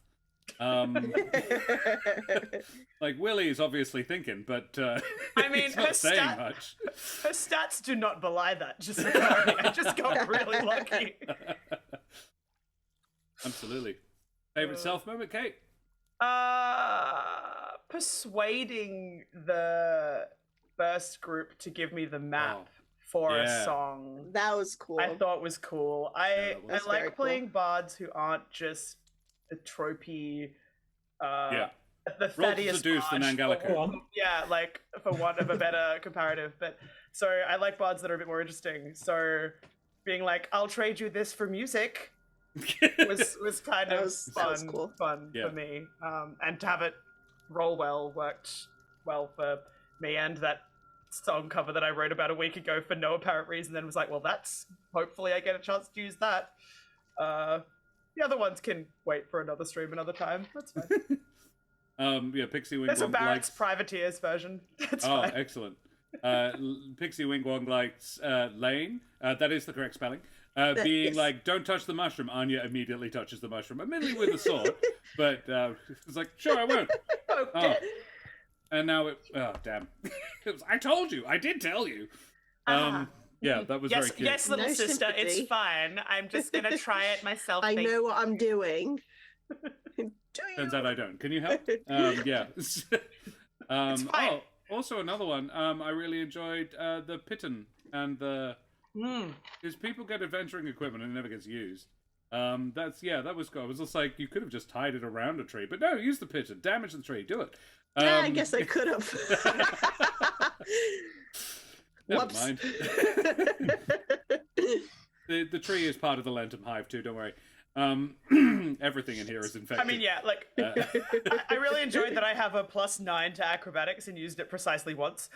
So, except, no, I didn't use it at all, because technically that +9, I used the saving, it was a dex saving throw, not a dex check. So, nope, that expertise was well spent. Hey, look, you never know what's going to happen. Reasonably confident that none of you thought this was what you were signing up for.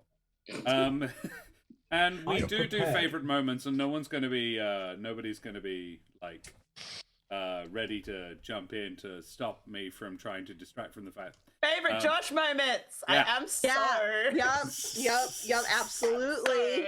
All right. Yeah. Go on then, compliment me. I really liked the description of the light coming in through the shell, but that's also partly because I'm a big science nerd. So like those kind of little details of like where the lighting's coming from, I really appreciated, especially knowing we were in like a cavern that wasn't going to have man-made light necessarily, but having that all make sense naturally was cool. I think I realized recently why I like doing that sort of thing, and it's because I am badly dyslexic. And dyslexics think extremely visually. And I heard it recently described, and it's like, no, dyslexics can think in 3 dimensions. And I was like, wait, can't everyone? And apparently not. And I was like, oh, I didn't know that was what that is. That's why I can do that. But yeah, no, I do think extremely in pictures. And so yeah, I have a very clear mental image, and sometimes, as I did earlier, forget to express the mental image perfectly, which led to an awkward moment of realization of, oh, wow, they think, no, not that. No, I specifically said I wouldn't do this. Yeah, thank you. Yes, I enjoyed that. Well done, Josh. You did well on everything, from your descriptions to your voice acting. Started off as a pirate adventure and then turned into some sort of crazy psychedelic adventure, which I've also found very enjoyable. So well done. Thank you. Glad to hear it. I liked your portrayal of the woman in the cottage. Yeah. And I was so suspicious the whole time, but like I don't know that there was reason that needed to be, and Lane certainly didn't think so. So I liked the description of when she smiled, it was just all gums, because that was very, very, very. It's like, oh yeah, I know exactly what that looks like. So yeah, I enjoyed that. It was the Predator visual that I loved, and this that like you'd said so little yet gave me such a good visual vibe for how I could become the Mushroom King. And it was also like stuff that people won't know about is behind the scenes. We were told very little about what we were going into. I think all I knew is there's a snail shell. Big snail shell. Yeah. So I was like, right, well, it's a pirate day. I'm going to prepare water walk. I'm going to prepare all this. And then I went in and went, there's no water. Nope. I've got a level 3 walk on water. What are we doing? And then somehow just adapted naturally to it, because you gave us enough that we had an idea, but not enough that would punish us if we were wrong. So it was like that perfect one-shot note. So yeah. Thank you very much. I'm glad you enjoyed. Oh, I have a papa. Hello, papa. Oh, Papa. He's like, Daddy, why are you still awake? What the hell? Daddy, it's 1:30 in the morning. Go Yeah. to bed, Dad. Mummy has gone to bed. Why haven't you? Because, sweetie, we're doing something very silly for charity. This is a Siri. This is our Siri. Hello, Siri. She's a little bit bigger than the last time you saw her, Shannon. I know. What a big girl. Yeah, she's now Oh, 2. she's so precious. Wow, 2. Yeah. Oh, She's a whole 2 years old, and this is probably about as big as she's going to get. gosh, I love her. Yeah, she's our sweetie. You are. I'm very, very sucky at the moment because she's a bit tired. Well, guys, thank you very much for my favourite moments. That was really fun. I was going to say, the chat's got a really nice one for you, Oh, yeah? Josh. I didn't see that. Which is, I also love how nothing felt railroaded or like there was only one path forward. You kept suspense and it was wonderfully paced, felt like it had a bit of everything. Which I think is a really lovely thing for chat to say. Well done, chat. Yep. Said Thank nice you. Thank you, things. chat. We Yeah. love chat. Chat was Chat, Chat, you're chat the has best. been great so far. I have thoroughly enjoyed, the chats. Both games so far have had a serious moment of, leaning in on the puns really quite heavily. There's been several, and then the Monty Python references came out in force.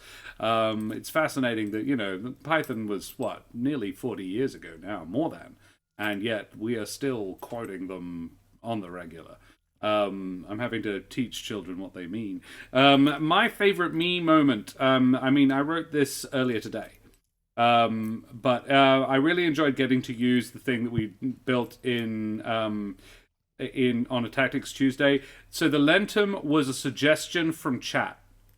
Originally, it was like, could we have like a sticky mushroom? And it started out as just a trap, and then it just expanded, and then we made it a hybrid with the Nangalaku, so that they work together to entrap people in the Lentum, and the Nangalaku eat the people who get stuck in the Lentum. But the Lentum also try and possess or enspore other people so that they can then spread their hives to new places. So Thaddeus is patient 0. And it seems that Anya might well be infected as well, because she can hear them too. But they are, it seems to be somewhat benevolent. Old enough to feel comfortable playing Monty Python skits and movies for her. Good, I am glad.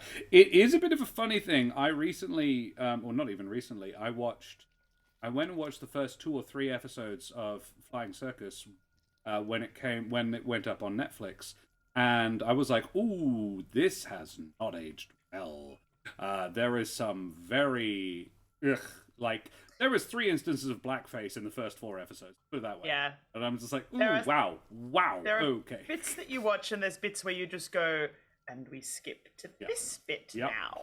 But however, on the other hand, in the first 4 episodes, there are 3 of my favorite skits. There is the cheese shop sketch, and the Gorn sketch, which I don't really understand. I don't know how to put it any other way. Where they're just enjoying woody words. And it really appeals to me. So, guys, we've been streaming now you guys have been splendid. We should probably take a short breaklet. I need to set up the next game. But before I do, I should ask you guys who the absolute heck you are. So, we'll go in reverse order. Kate, who the absolute heck are you? Hello, I am Kate, O'Sullivan Kate on all of the things. I am Potentia over on Dungeons and Doctorates, as well as some other minor characters that pop up from time to time, as well as Rowan on the recently launched Meeples and Dragons stream. Meeples and Dragons, who conveniently have provided some lovely, lovely things that you can win if you spend money and donate to charity and all of the wonderful things. They are very excellent for drinking, not just wine, but also soft drinks and other things like I have been doing throughout the stream. I also generally lurk around education and performing arts in Perth. And people should contact me if they have fun things to do, because I like doing fun things. Fun things are good. Sounds fun. Mike, who the absolute heck are you splendid human?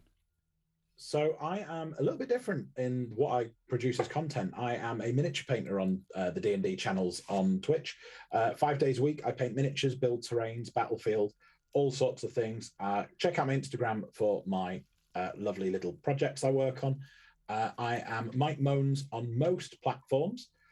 Please be aware which Mike Moans you're following. There is another one. He is a lot more visual with his artwork on an online service? I'm But mildly Make curious. sure you are following Mike Moans responsibly. Fair. Visual with his art. I'm like, okay. Oh, is it a different kind of moaning? Yeah. Yeah, that would be my assumption. I've seen things with my own name on them. Oh no. He's a different kind of moany fan, does he? Aaron, tell me about yourself, my friend. Yeah, I'm Aaron. I run Wooten Forge Gaming Accessories based here in Perth. We make beautiful hardwood tabletop gaming accessories out of Australian and exotic timbers. Check us out at woodenforge.com. We've got some new products coming out shortly. And check out our socials, just Wooten Forge, if you'd like to keep up to date with all of that. So thanks very much. And if you do fancy heading on over to Wooten Forge, use the affiliate link, wootenforge.com/Corsairs Cove in chat. You can use that there. Take yourself over there. And yes, you can find all of the beautiful, beautiful things. Pens, dice keepers, DM screens. Jack O'Brien uses a Wooten Forge DM screen that Aaron custom laser engraved. I believe it was laser engraved, with a design that Jack's partner did for him, which is pretty dope. Wooten Forge, you got yourself a cheeky little sub there. Thanks very much, you bloody legends. Thank you. And Shannon Roby, tell me who you are and where we can find you.